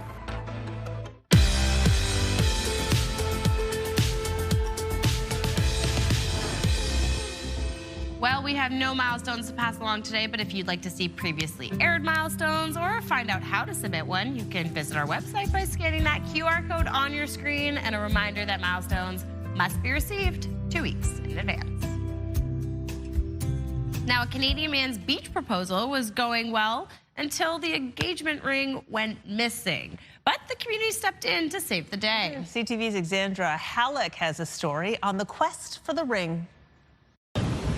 In this strip of grass, oh, you're kidding me. the needle in the haystack, actor John Cryer's wedding ring. That is absolutely beautiful. I was walking along the seawall. It was raining. It was nighttime, and I heard a ping behind me, and I realized that it wasn't on my finger anymore. He thought the ring was gone for good when it slipped off his hand Friday night. This would be the area. Enter Chris Turner, a former actor and pro soccer player whose passion is finding people's lost jewelry. Cryer saw an ad for his services online. It was actually an email, and I replied, please call me, and he called, and I had no idea it was John Cryer. On Sunday morning, they started searching. Turner didn't think there was much hope. Within probably 4 minutes, 3 or 4 minutes, I found his ring. I was shocked. I was like, oh my God. Cryer was gobsmacked and put the ring right back on his finger. The 2.5 Men star is in Vancouver filming the series Supergirl, in which he plays Lex Luthor. But according to Turner, Cryer is the opposite of a villain. I just said, John, I got to say I love you on 2.5 Men. I loved your character. And he said, oh, wow, thank you so much. He was so humble. The star tweeted about the search and posted this picture saying, I'm still beside myself. This is Chris. He is awesome. That's kind of him. Oh. How's that feel? Over the years, Turner says he's found more than 600 rings. He posts videos of his discoveries online and says this is why he does it. For the smiles. And this smile is as good as gold. Nafisa Karim, CTV News, Vancouver. As we take a look here at your 3-day forecast in our region, we're looking at some thunderstorms and some showers for Monday, especially in northern and central parts of New Brunswick. Into Tuesday, some scattered showers continuing. Wednesday, we could see a few of those showers lingering as well. Over in Nova Scotia, mix of sun and cloud with a 30% chance of showers throughout western parts of Nova Scotia. Into Tuesday, we will see periods of rain and some of those showers continuing overnight and into the early hours of Wednesday morning. Over on Prince Edward Island, much of the same. We'll see some cloudy conditions, 30% chance of showers for today before showers and a risk of thunderstorms come into the region on Tuesday and some lingering on Wednesday.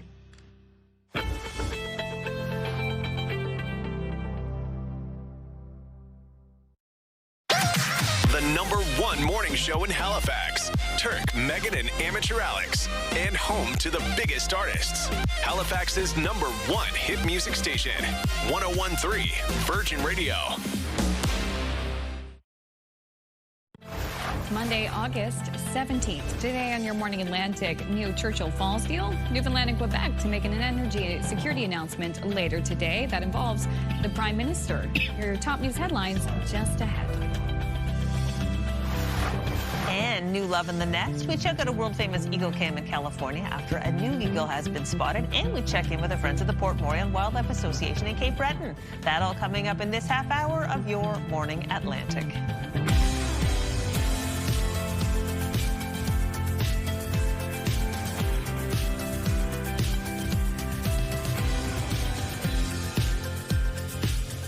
Good morning. Stay tuned for an eagle moment in just a few minutes, but we got lots to get to before then. We've got Brianne in for Latavia this morning, holding down the weather fort. And I was thinking not only is it important to know when we're going to get showers because, of course, it's been dry, we need it, but I always think about people who have the laundry out drying in the sun and they think maybe they can leave it up overnight or they're going to leave it out for before they head to work. Say we'll put the laundry on the line. They need to know the forecast. It's like leaving your clothes in the dry or in the washing machine, right? Just don't ever do it. It's not a good idea regardless because inevitably if you leave it on the clothesline, it's going to rain. Yeah. Yeah. If you're not home to be able to, definitely. I remember growing up, we used to have a clothesline in the backyard, and it would just be all of a sudden it would start raining and you would see my dad and me and my mom running out and taking all the things down and trying yeah. Oh gosh, the smell of freshly dried sheets and such in the sun. It's glorious. Glorious. It's funny, you mentioned the eagles, obviously birds. I'm not a fan of birds. However, I will never. One of the Move Morning Chat today is something that you will never forget, and for me, it's an unkindness of ravens is what a group of ravens is. An unkindness. An unkindness. An unkindness, because it's a murder of crows. Murder of right? crows. An unkindness of ravens. Wow. And what is it? A flamboyance of flamingos. Oh, well, that is fun. That's perfect. Yes. Very well done. All right. So those are the things I remember. Well, looking for the eagle moment coming up. I did see a bald eagle circling my house in Cape Breton and landed right in a tree very close to my view. I was very excited. I'm like, Bruce, Suji, is that you? But they did not respond. Is it Helene? Well, Helene doesn't have the white head and tail yet, so no. I know it wasn't Helene for sure. There we go. Anywho, weather-wise today, not a great day for laundry putting Not out. a great day for laundry, not a great day for flying.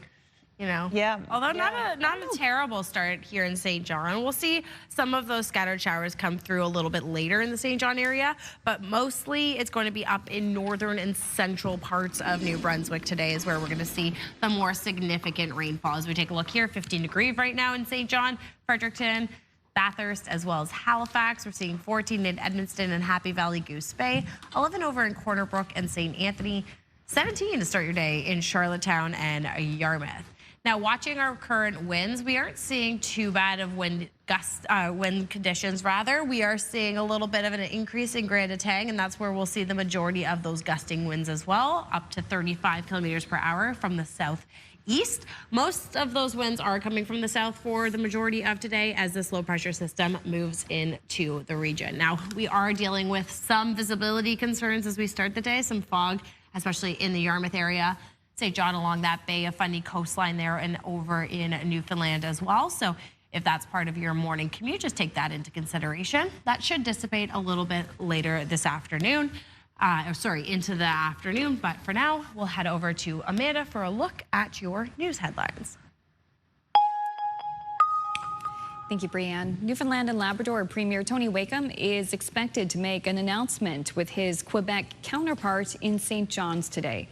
The two provinces have been negotiating a new agreement over Churchill Falls and expanded electricity production along the Churchill River.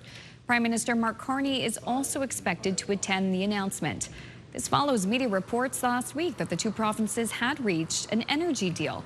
The new deal is expected to allow more power to be sent to Labrador.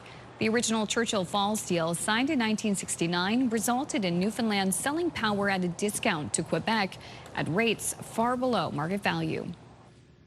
Canada-U.S. Trade Minister and Beauséjour MP Dominic LeBlanc and U.S. Trade Representative Jamieson Greer are continuing negotiations as the clock ticks down to a new round of American tariffs set to take effect. U.S. President Donald Trump has ordered 50% tariffs on a range of Canadian goods starting on Wednesday. Washington says the move is tied to Canadian trade measures, including provincial bans on U.S. liquor.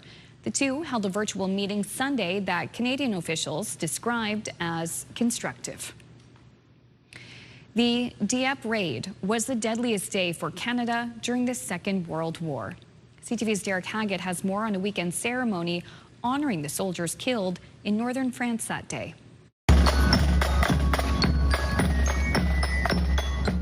On August 19, 1942, close to 5,000 Canadian troops stormed the rocky beaches of Dieppe, France.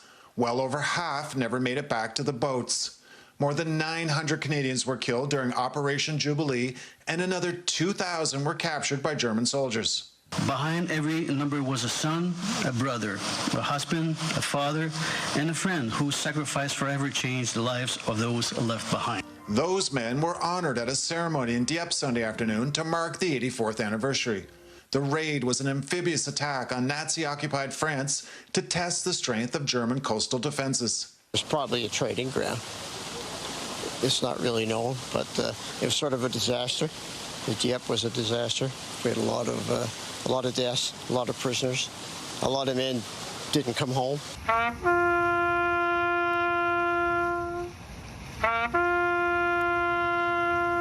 Dieppe, New Brunswick was originally known as Legier Corner, but was renamed Dieppe in 1946 in honor of the Canadian soldiers who died that day. We shouldn't forget the sacrifice, the ultimate sacrifice these people did. The four boys and my father were all veterans, all in, so it's in the blood. A dark day, a failure, but lessons were learned that were used 2 years later during the successful Normandy landings on D-Day. Derek Haggett, CTV News, Dieppe. Thank you, Derek. HMCS Charlottetown is coming home. The Canadian Armed Forces are holding a homecoming ceremony this morning for the frigate in Halifax. HMCS Charlottetown departed back in February. The vessel was working to promote peace and stability in the Indo-Pacific region. It was also helping to enforce UN sanctions on North Korea. Dartmouth really was rocking this weekend.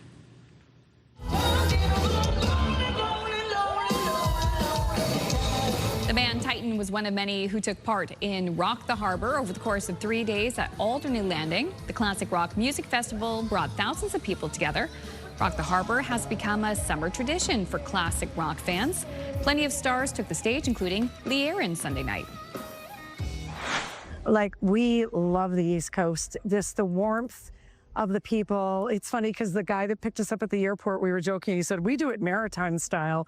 And I was like, you know, there's just a real beautiful vibe here. And you can see more of our exclusive video with Canada's medal queen, Lee Aaron, tonight on CTV News at 5.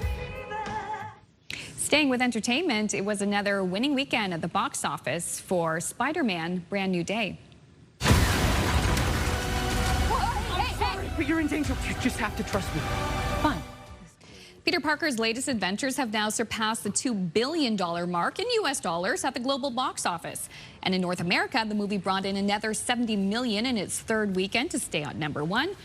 Christopher Nolan's The Odyssey, meantime, with Halifax's Elliot Page, is also sailing strong, staying in second with $23.2 million in ticket sales. And The End of Oak Street debuted in third with $21 million. They all sound like really good summer popcorn blockbusters. The End of Oak Street, that's with the dinosaurs, right? Yeah, it's like this family, and all I can gather from it is like they wake up and part of their street's missing, and then these dinosaurs, prehistoric creatures, start attacking everyone. Interesting. So it's Jurassic Park. Yeah, yeah, but with... Yeah, I guess so. But what is remarkable the 12th installment. Yeah.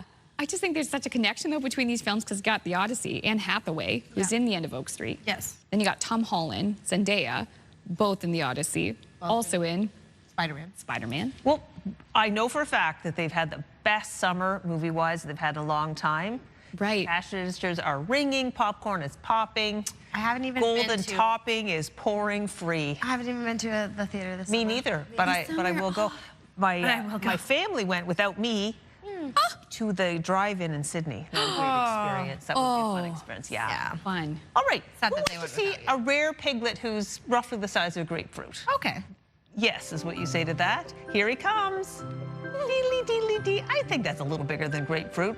But that's just me. What kind of grapefruit? Yeah, it's a very large grapefruit. This is a rare and endangered piglet known as a pig deer. Now, she was recently born at the UK's Chester Zoo and has been described as a lifeline for the species, which is in rapid decline.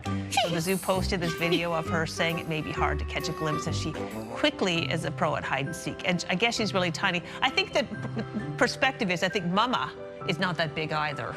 So the little pig deer piglet is just so tiny. So cute. So cute. I want her. The music I'd like her to visit, and the music is great. On brand, Yeah, perfect. Perfect. Yeah, awareness of the species, the pig deer. Oh, dear. Never knew they existed. Now we know. Now we know. All right, we're going to have another break. When we return, Brianne will have the latest look at the forecast and the showers. Plus, we'll have a look at your national news headlines, have the latest details on the wildfire situation on the West Coast. Until then, let's take a live look at one of the most iconic villages in Nova Scotia here on the East Coast, Peggy's Cove. What a beautiful day there this morning to explore. Forecast is next.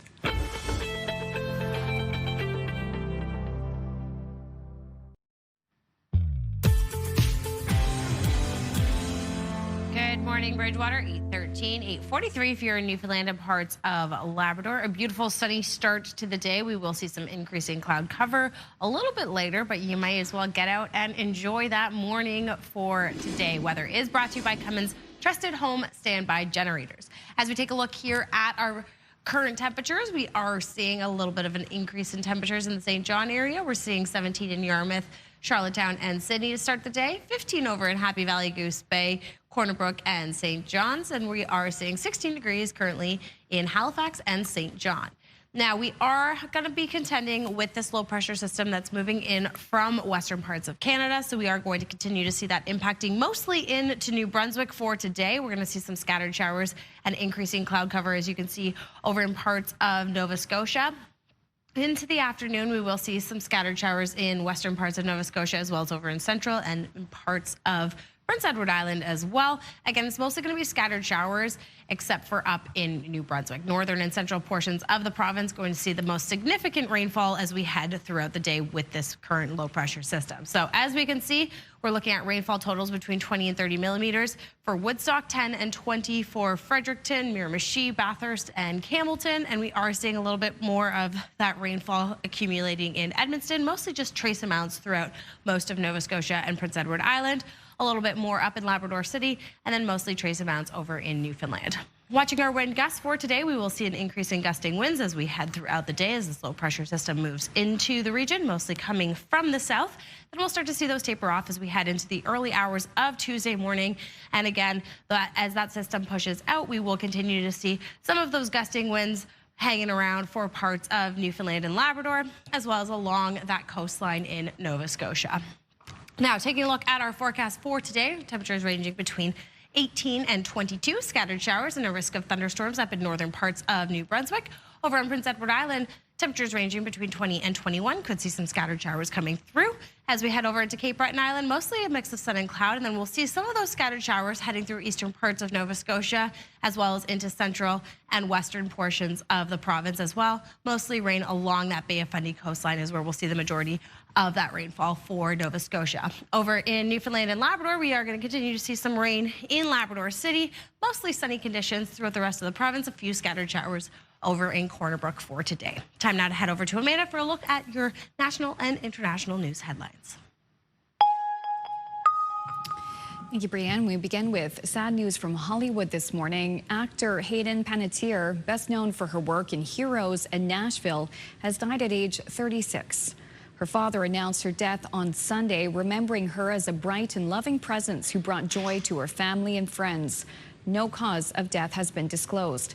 She previously spoke publicly about her battles with addiction and depression and detailed her experiences in a memoir released earlier this year. On the West Coast, more than 120 wildfires are burning across British Columbia, and over a third of them are out of control. So far, 400 buildings have been destroyed by wildfires, including 230 homes on the Okanagan Indian Band Reserve. Meantime, many residents from West Kelowna and Summerlin were allowed to return home after evacuation orders were downgraded there. For the latest on this, we bring in CTV's Scott Hurst. So, Scott, it seems like the wildfire situation has improved in parts of BC over the weekend. Can you give us more of an update?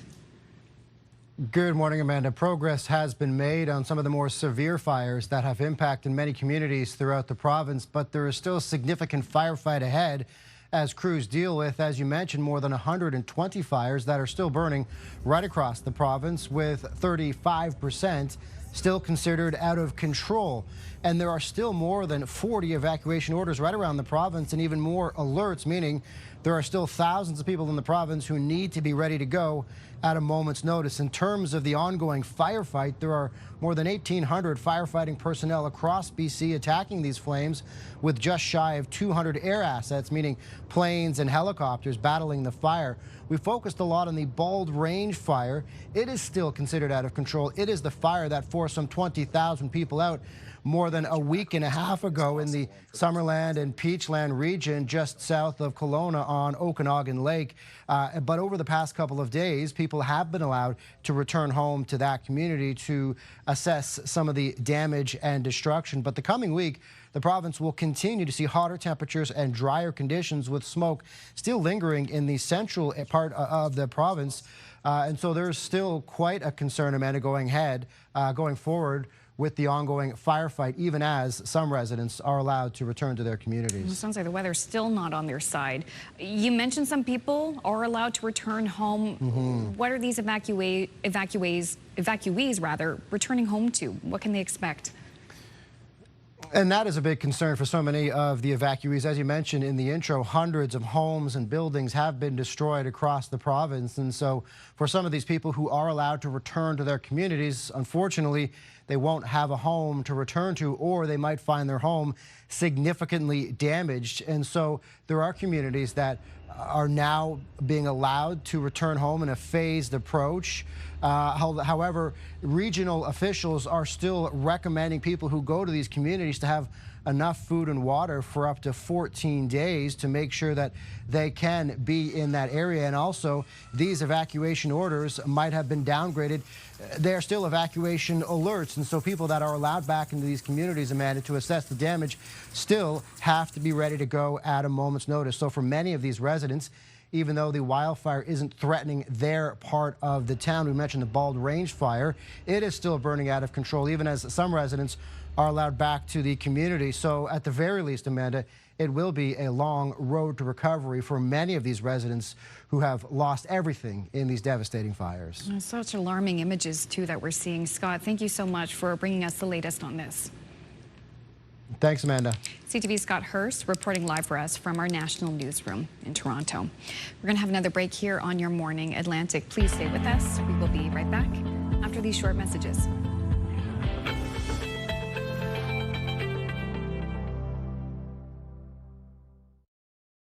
Move Mornings with Aaron and Peter. Weekday mornings on Move 100. The most fun in the morning. And home of the $1,000 minute. Only on Move 100 Halifax. Welcome back. It's 8:23 now. Brienne, you've made it clear that you don't love birds. I have a bird omen, Crystal. You do? Yeah. But can you at least find some room in your heart for Bruce, Suji, and Helene, the beloved eagles of Cape Breton? I like eagles. I think they're different. They're pretty majestic, yeah. They're almost beyond a bird. Yes. Yeah. Well, it's time to check in on the Eagle Cam project with the Port Moreland Wildlife Association. The nest cams caught a first over the weekend.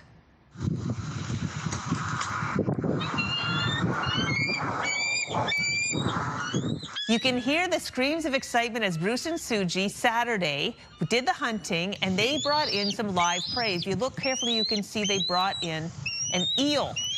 So Helene joins them. It looks like it's kind of family dinner time. See, you can see them kind of manipulating the eel. See the eel flipping around there? Yep. So Helene joins them. But you'll see what happens when Helene gets there. See it? No. The eel wriggles away. Oh, no. So this goes to, it's the first time like they got to see all this happening, but they're showing that, they're thinking maybe it just shows that Helene isn't quite ready to be out on her own just yet because the eel got away. So look how pissed Bruce. I know, they're like, come on, we went and caught that eel for you. Helene, we discussed this. We discussed this. So one commenter said that's what you call fast food. That eel was determined to get away. And I don't know where the nest is. It's a secret location, but hopefully there's a body of water right under the nest. It just plopped in and went on its way. Poor thing. We'll catch and release. A little catch and release. So just an update on the webcam. The Port Moreland Wildlife Association says they actually have enough funds to continue the project until December. They're going to keep the cams on, but they need more money to be able to do the project next year. So hopefully if you're in any position to help them out, I said if you've got some fundraisers going on, we'll spread the word because I love this project. It's meant so much to so many. Also, it's so nice to see that Bruce and Suji haven't ditched her. No. So this is what's going to happen. So Bruce and Suji and Helene, they're all going to use the nest pretty much till fall. And then oddly, they don't know where, but usually from about October to January, no one's in the nest. Okay. They don't know where they go. Maybe they fly down south. Maybe they go south. I don't know. That's not true. They don't go south. But anyway, so Bruce and Suji are expected to return next winter, but Helene will not. Oh. She will go out on her own, and in 3 or 4 years, she'll be old enough to start her own family. Oh, so she's going to try and find her own Bruce. Yeah, exactly. So we'll keep you posted on the project, but very interesting there. Okay, so now to news from another nest cam. Oh. The world-famous Eagle Cam in Big Bear, California is in the spotlight again after a new eagle has been spotted in the nest after tragedy struck last week. Oh, no. Well, at least eagles Jackie and Shadow captured the hearts of millions, but Jackie passed away last week at the age of 14 after a prolonged illness. The good news is that hope may be on the horizon. Shadow is back in the spotlight, and this time he's not alone. The big bear bald eagle spotted at his famous nest with the new female, Katie 1. The 10-minute hangout giving millions of eagle watchers a glimpse of hope. We'll have a new mascot pretty soon, so that's exciting news. That's good for him because it's nature. It happens. Just days ago, Shadow lost his partner Jackie of 8 years. The beloved bald eagle died Monday after more than 3 weeks of intensive care at the Ojai Raptor Center. Jackie was found injured near Big Bear Lake in July, suffering from severe anemia. When I heard that she passed, it was really sad. And I was like, oh no, like this is so sad. But yeah, that was my first reaction, was to send it to my mom. But now this video is giving eagle watchers something to smile about. Katie 1 is a banded eagle tracked by biologists since she hatched in the Prado Basin. If Shadow is in the nest with Katie 1, that might be a little bit telling. You know, that's very social behavior. And it looked like they were pretty close to each other a good amount of the time. The sighting has people wondering, could a new love be taking flight? But experts say, not so fast. Katie 1 is still a little young right now, but by the time mating season arrives this fall, biologists say she'll be mature enough to nest. We tie our human emotions up and then we project them on the things that we love. And I think that's a superhuman thing. So I'm not knocking that, but we do have to remember that eagles are wild animals and they're going to do what they're going to do. For now, Katie 1 is just a visitor, and what happens next is up in the air. Hopefully this new bird can do just as good as Jackie. There is hope after tragedy, and at least her offspring are out there, and we care so much about nature, which is good.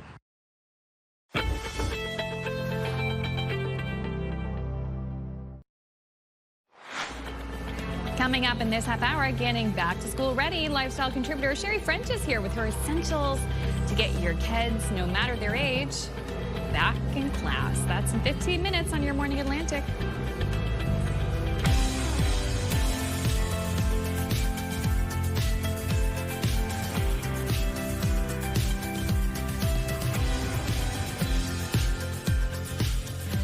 Good morning, Atlantic, Canada, 8:31 at 9:01 if you're in Newfoundland and parts of Labrador. And I feel like the back to school stuff is like a lot better than what we had. Oh my Oh, gosh. heavens, yes. So much better. Just saying. So much better. My favorite thing was always like the clothes. Even though I went to a Catholic high school and I wore a uniform, it was like that first regular clothes day or whatever they used. I forget what they called them. It's been too long. So we were allowed to you do got that? to have the uniform. Oh, see, people have complicated feelings about the uniforms. What did you say? Well, I don't know. We didn't, at Sackville High School, we did not have uniforms. No, but did you like having a uniform? Loved it. By grade 12, because I didn't have to think of what I was wearing. Yeah. And in the earlier days, I was like, kind of like, oh, I wish I could wear my clothes. And then it was, oh, dress down days. And so when like your dress down days were like the time to show your clothes off. And then by grade 12, I didn't care. Wow. So what should people be wearing out today for the 4th? Rain boots. Ooh. Okay. Pack the jacket. Pack a jacket. As we can say here in St. John's, it's a little bit overcast. That's pretty much going to be the name of the game. We're going to see a lot of cloud cover in the region. And then as we head into New Brunswick, we'll see significant rainfall as a low pressure system starts to make its way into our region. But we're looking at 16 degrees to start your day in Halifax and St. John's, 17 over in Yarmouth, Charlottetown and Sydney. Looking at 15 over in Corner Brook and Bathurst. 13 degrees in Labrador City. Now, we are seeing some winds start to pick up as we head into the day. We are going to see an increase in gusting winds as this low pressure system moves through the region. Right now, we can see we have winds gusting up to 30 kilometers per hour in the Grand Manan area, as well as 31 kilometers per hour over in Grand Atang. So, again, we are going to continue to see some increasing gusting winds as this low pressure system moves in, mostly impacting into New Brunswick for today. We do still have some fog to contend with. That'll start to dissipate as we head throughout the day. However, if you are starting your day, there is going to be a little bit of fog, especially along that Bay of Fundy coastline and in the Yarmouth area. I'll have a full look at your final forecast coming up in just a bit, but for now, one last look at news with Amanda.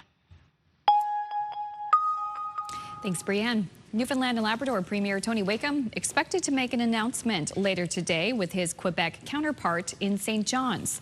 The two provinces have been negotiating a new agreement over Churchill Falls and expanded electricity production along the Churchill River. Prime Minister Mark Carney is also expected to attend the announcement in St. John's. This follows media reports last week that the two provinces had reached an energy deal. The new deal is expected to allow more power to be sent to Labrador. The original Churchill Falls deal, signed in 1969, resulted in Newfoundland selling power at a discount to Quebec at rates far below market value. Canada-U.S. Trade Minister and Beauséjour MP Dominic LeBlanc and U.S. Trade Representative Jameson Greer are continuing negotiations as the clock ticks down to a new round of American tariffs set to take effect. U.S. President Donald Trump has ordered 50% tariffs on a range of Canadian goods starting on Wednesday. Washington says the move is tied to Canadian trade measures, including provincial bans on U.S. liquor. The two held a virtual meeting Sunday that Canadian officials described as constructive. A ceremony was held in southeastern New Brunswick yesterday to pay tribute to the Canadians who took part in the Dieppe raid in the Second World War. Close to 5,000 Canadian troops stormed the rocky beach of Dieppe, France on August 19, 1942, and more than 900 were killed. The ceremony in Dieppe, New Brunswick on Sunday marked the 84th anniversary of the raid. It was attended by about 100 people. Hundreds of people gathered by the Halifax waterfront Sunday to take in the Flavors of India festival.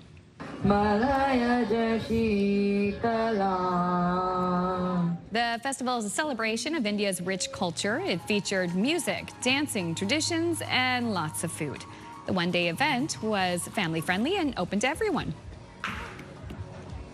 Indian community in Halifax is really growing, and we are all becoming a family, especially like having Canadians and Indians and Indo-Canadian cultural thing. We really love that. We selected this day because 15th August, India's Independence Day, and just to gather everyone at a place where they can network, they can build contacts, and they can grow together as a society. The festival was put on by the Indian Festivals Club of Nova Scotia. Lots to celebrate. Finally, Maritimers also gathering over the weekend to celebrate National Acadian Day. There was a special event held in West Chesapeake to mark the occasion, celebrating the museum's 30th anniversary. CTV's Mike Lamb was there.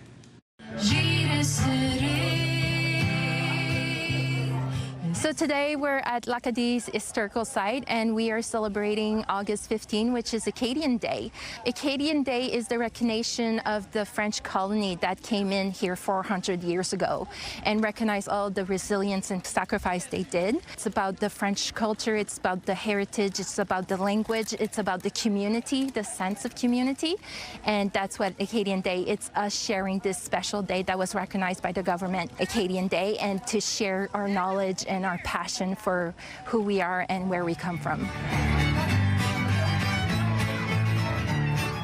We're just having festivity all day. So basically we have some music, we have some demonstration of some old-fashioned things like taffy making, butter churning, rug hooking, hat sewing, and then we're finishing the day at 3:45 with our tintamarre. So everybody's grabbing their instrument, and then we acquired the church that we're transforming into an Acadian Center, and at 4 we're going to be ringing the bells so the people know that the Acadian are here and proud.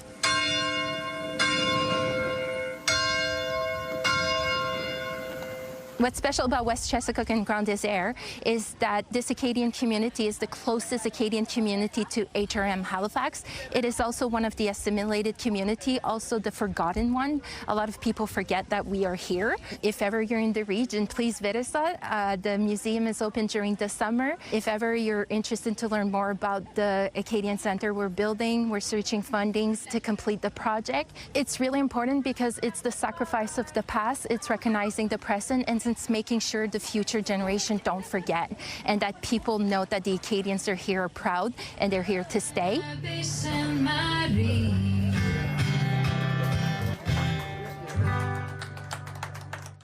Oh, and I hope no matter where you celebrated, we hope you had a great weekend. Yeah, vive l'Acadie. Vive l'Acadie. All right, our friends at St. Mary's University shared some photos with us of students who participated in the recent U23 World Paddle Championships on Lake Banook. So let's share these. The athletes are engineering students Alex Arith Elworth and Brianna Smith, along with finance student Duncan Giles and earth sciences student Ian Godet. Great work, because it's no easy feat to study at the university level and train to compete on the world stage. So thank you to SMU for sharing these photos with us. And a reminder, you can share photos with us, either 10400 by texting them or send us an email. Absolutely. Yeah. Well, that was one thing that was happening in our community, and we have a bunch of other things, of course. And we will start off in New Brunswick with the Atlantic Dance Festival, which is currently underway in Moncton. 2 more days to come out and enjoy an exciting lineup of dance concerts, master classes, movie showings, and performances. Head to their website to see some of the events left to check out during this festival.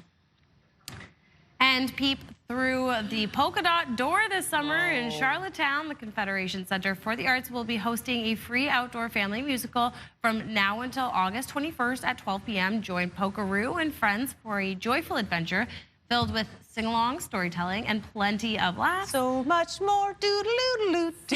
The polka dot door. Exactly. For a list of dates and shows, head to their site or just listen to Crystal, because 6 of one, half a dozen of the other. And Tuesday tunes come to an end this week, so you have one more chance to come out and see a free show. On August 18th, come to the Maritime Museum of the Atlantic to see the Dory Bungholes perform. Learn more, head to their website. And of course, if you have an event coming up, well, we want to know about it. Send us an email at yourmorningatlantic@ctv.ca, and we'll do our best to get it in the show. Stay with us. We'll be right back after this.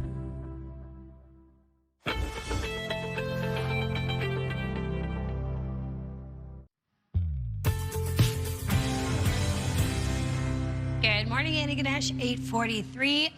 9:13 if you're in Newfoundland and parts of Labrador. And yes, it is a little bit of a cloudier start to the day, which we are going to continue to see an increase in cloud cover as we head a little bit later into the day with some low pressure moving into the region. So as we take a look here at our current temperatures, we are seeing a warm up in parts of St. John and Halifax. We're seeing up to 16 degrees right now. Yarmouth is sitting at 17, same with Charlottetown and Sydney.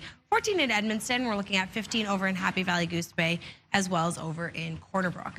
So what are we looking at for forecast-wise? We are seeing this low-pressure system moving in from western parts of Canada. That's going to be mostly impacting into New Brunswick this morning. That's going to hang around for the majority of the day in New Brunswick. It could bring over some scattered showers, especially along that Bay of Fundy coastline in Nova Scotia, as well as over into parts of Prince Edward Island. We're going to continue to see some spotty showers throughout the course of the evening and into the early hours of tonight for Nova Scotia. It's going to hang around mostly, though, in northern and central parts of New Brunswick for today.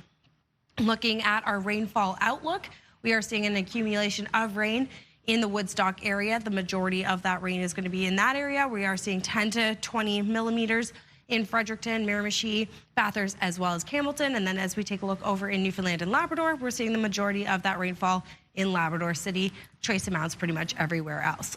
As we take a look here at our gusting wind forecast, we are going to see an increase in gusting winds as this low pressure system moves through. We are going to see them mostly coming from the south, up to 50 kilometers per hour in Fredericton and Charlottetown, before things start to taper off a little bit later into the early hours of Tuesday morning. We are going to see those winds switch directions, still hanging around, though, through most of Nova Scotia, as well as in Newfoundland and Labrador, though things will taper down in New Brunswick. Taking a look here at our forecast for today, temperatures ranging between 18 and 22. A risk of thunderstorms up in northern and central parts of New Brunswick this afternoon. We'll see that rain start to move in this morning. Over on Prince Edward Island, ranging between 20 and 21 degrees. Could see some scattered showers throughout the day as well. Over on Cape Breton, mostly sunny skies. We'll see an increase in cloud cover and some scattered showers in eastern parts of Nova Scotia. Over in western parts of Nova Scotia, along that Bay of Fundy coastline is where we'll see the majority of the showers for today. Could see some scattered showers through central Nova Scotia as well. As we head over to Newfoundland and Labrador, the majority of that rain, again, staying in Labrador City. We'll see sunnier skies throughout most of the region. A little bit of scattered showers in Corner Brook. Time now to head over to Crystal for a look at what's up when it comes to back to school. Thank you so much, Brienne. 8:46 now, and with September right around the corner, it's time to stock up and get your kids prepared for back to school. Our partner and lifestyle contributor Sherry French joins us this morning with great ideas for kids from elementary school all the way up to university and beyond. Good morning, Sherry. Good morning, and it's almost time. Well, it's time for me today to move my youngest into her apartment. Yes, Annika's moving into her apartment. I'm so excited. Whether you're moving into a dorm or your very first apartment, what are some easy ways to make that new space feel a little more comfortable and like a real home? Well, say hi to the newest way to sleep, snuggle, and unwind. This is the Squish Pillow by the original Squishmallows. So this isn't just a plushie, it's serious comfort. You're going to get that Squishmallows proprietary super soft fill, but also the ultra soft velvety pillowcase. Comes in standard sizes, and it also has firm and medium options to match how you're sleeping. So yes, perfect for a dorm room, apartment, a great way to refresh a space. Easy to find at Amazon Canada. And by the way, everything on this table, I'm literally packing in my car the minute we are done. Okay. I cannot wait to try a Squish Pillow because my daughter has a Squishmallows. That would be very comfortable. Wow. I mean, Amazon, easy to find. All right, what do you got there? Well, you know, checking off your back to school list for less at Canadian Tire. I can't tell you how many times I've been there in the last 2 weeks. They've got affordable solutions for every student space. Now for Annika, because she's second year moving into an apartment, I was focusing on a few versatile kitchen essentials that make everyday cooking easy. So I've got her a 9-piece amazing cookware set. I've got her some cutting boards, some simple prep tools. This is a veggie cutter, a blender. But I want, hopefully, fingers crossed, that I'm giving Annika some confidence in the kitchen, helping her save money and have healthy habits too. So make sure to head to your local Canadian Tire or canadiantire.ca. I was just there on the weekend, and they had some wonderful canvas dish sets. They really have some beautiful products. A lot of the stuff was on sale, so yeah, that's great advice. Okay, we're moving on now. For kids that have allergic reactions, you've got a suggestion. And I have one of those. Annika is allergic to bees. So we've always got the EpiPen on hand. So as a parent, planning for back to school can help ensure allergies are not getting in the way of our kids' learning, activities, or even class trips. So you want to make sure your child has 2 unexpired EpiPens on hand. And when I say on hand, do not put them in the cloakroom or a backpack or a locker. You want to always have them within easy reach because things can happen quick. So you also want to communicate. This is a great opportunity to talk to the school nurse, the principal, teacher. Who's actually trained? Where are the EpiPens kept? And what happens if you have a substitute teacher? Do they know what to do? So for some great back to school allergy tips or to order a free EpiPen trainer and waist pack that I have here, make sure to visit epipen.ca. And yeah, back to school, perfect time to make sure you're prepared if you've got kids with allergies like I do. Super important to take care of these things now while things are just, you know, in the kind of ramping up time. Okay, finally, what are all the cool kids wearing back to school this year? Well, I am one of the cool kids, and Annika is literally already on the road to her apartment, also wearing one of Roots' brand new fall 2026 collection, the Cloud Collection. So they're featuring new seasonal colors. I don't know if you can see how beautiful. Yep, I'm wearing that actually right now, the beautiful maroon. Beautiful silhouettes, and it's perfect for back to school. The Cloud Collection offers effortless layering pieces that will transition seamlessly into cooler weather. Designed to move with you, so whether you're on the campus, in the office, weekends, or like me, driving to move my daughter into her apartment today, we're all comfortable. So I also love these backpacks I actually got for my niece and nephew. They're super cute, super trendy. Head to your local Roots store or roots.com, and I promise you, so many great options for back to school, whether you've got big kids like we do, or little kids too. Yeah, fantastic. Great suggestions. You can see the quality even in those photos. All right, Sherry, good luck with the move today. Thanks, guys, and happy back to school. That was our lifestyle contributor and partner, Sherry French. We'll take a little break. We'll be back to wrap up the show right after this.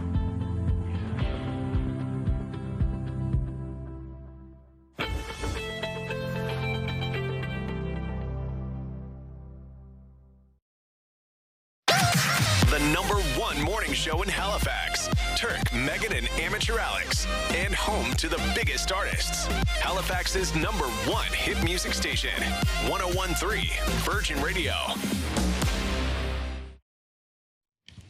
Welcome back. We heard from a number of new people today. Yay! I'm sure longtime viewers, new texters. About the Move Morning Chat, we're talking about a random thing you heard once and you've never forgotten, whether that's some advice or a quote that really stuck with you. You have a lot to say. Let's start with this one. Sharon says, I read this on an electric billboard at Printer's Corner in Blockhouse. Be a voice, not an echo. Every time I find myself wondering whether to speak up, this gives me motivation to be heard. I I love it. That's great. Yeah, that is powerful, actually. It is very powerful. Good on you, Sharon. Speaking up, Mylene from Grand Falls, New Brunswick. When I was young, my dad mentioned this only once, and this stayed in my head ever since. He said, you can be a poor man, but if you have respect and you pay your bills, you become a rich man. Yes. Well, wise words there. Definitely. Very good. Linda from Sims Settlement says, this is a fun one that rhymes. See a penny, pick it up, and the rest of the day you'll have good luck. Yes, my mom is big on this one, and she says the key thing is pick it up. You can't just see it. You have to actually pick it up. Right? There's also find a penny, give it to a friend, and your luck will never end. Ooh, yes, that's a I've good never one heard that too. one. Extra lucky now since pennies aren't in circulation Indeed. anymore. Very true. Indeed. R.I.P. Penny. Stuart from Pleasant River says, a random thing I heard and never forgot was something my sister told me before she passed away in 2018. It went like this. Life is like a candle. The longer it burns, the shorter it gets. Oh, that's so true. It really is. Oh, it's and nice. a shout out to your sister, too. Absolutely. Next up, we have Sharon from River John. When I'm doing a simple outing like a walk on the beach with a friend, I always say, I wonder what the rich people are doing. That's funny. I like it, Sharon. Maybe taking it easy. Maybe they're doing the same. That's a couple Sharons weighed in today. That's true. Shout out to Sharons. Yeah, all the Sharons. Maybe on their private beach. Chris from Dartmouth says, one thing I never forgot was a friend said to me, anyone can make a mistake. The thing to remember is to try not to make the same mistake twice. Fair. Yeah, and mistakes are how you learn. Exactly. It's so true. Or you make a mistake and I think, okay, it's how you respond to it. Yeah, how you learn. Up next, we have Cheryl from Quispam says, stop looking back. You're not going that way. Ooh, So true. good advice. Wise words. Put it in the rear view. Yep. Yeah. Candace from Cape Breton says, anytime someone asks me if they should run when they're sick, I remember, in your head, go ahead, in your chest, better rest. I don't even remember where I first heard it, but it served me well since I started running. That's fair. A good one. It's like starve a cold and feed a fever. Yeah. Oh, yeah, that's one too. You hear people say quite a bit. I always say if you're feeling sick and you're a runner, go for a run. You'll quickly know whether you're really sick or not. You'll figure out your degree. You'll either be fine in 20 minutes or you'll be in bed for a day, you know? You know At least where you you'll have your stand. answer. Yeah, exactly. Okay, we got a couple seconds. I'll show you this. As public transit is being considered by a more diverse audience of riders. Here's proof. This is very fun video. Oh, there on the left. So there's two goats entering the bus. I love in it. Portland, Oregon. But then they close the door, they get on. Yeah, they don't have, unfortunately, they did not have a valid transit pass. I was gonna say, did they pay their fare? They were turned away and quickly exited the bus. So that was it. So yeah, the bus doors closed, and then if they've stayed with it, they get out. Yeah, anyway, I just thought it was funny. Anything with No goats bus in it? rides for the goats. Exactly. No goats allowed. No goats allowed. You gotta pay, just like the rest of us. You gotta pay. Oh my gosh. They should stick to climbing mountains. Indeed. All right, we'll see you later. Enjoy your Monday.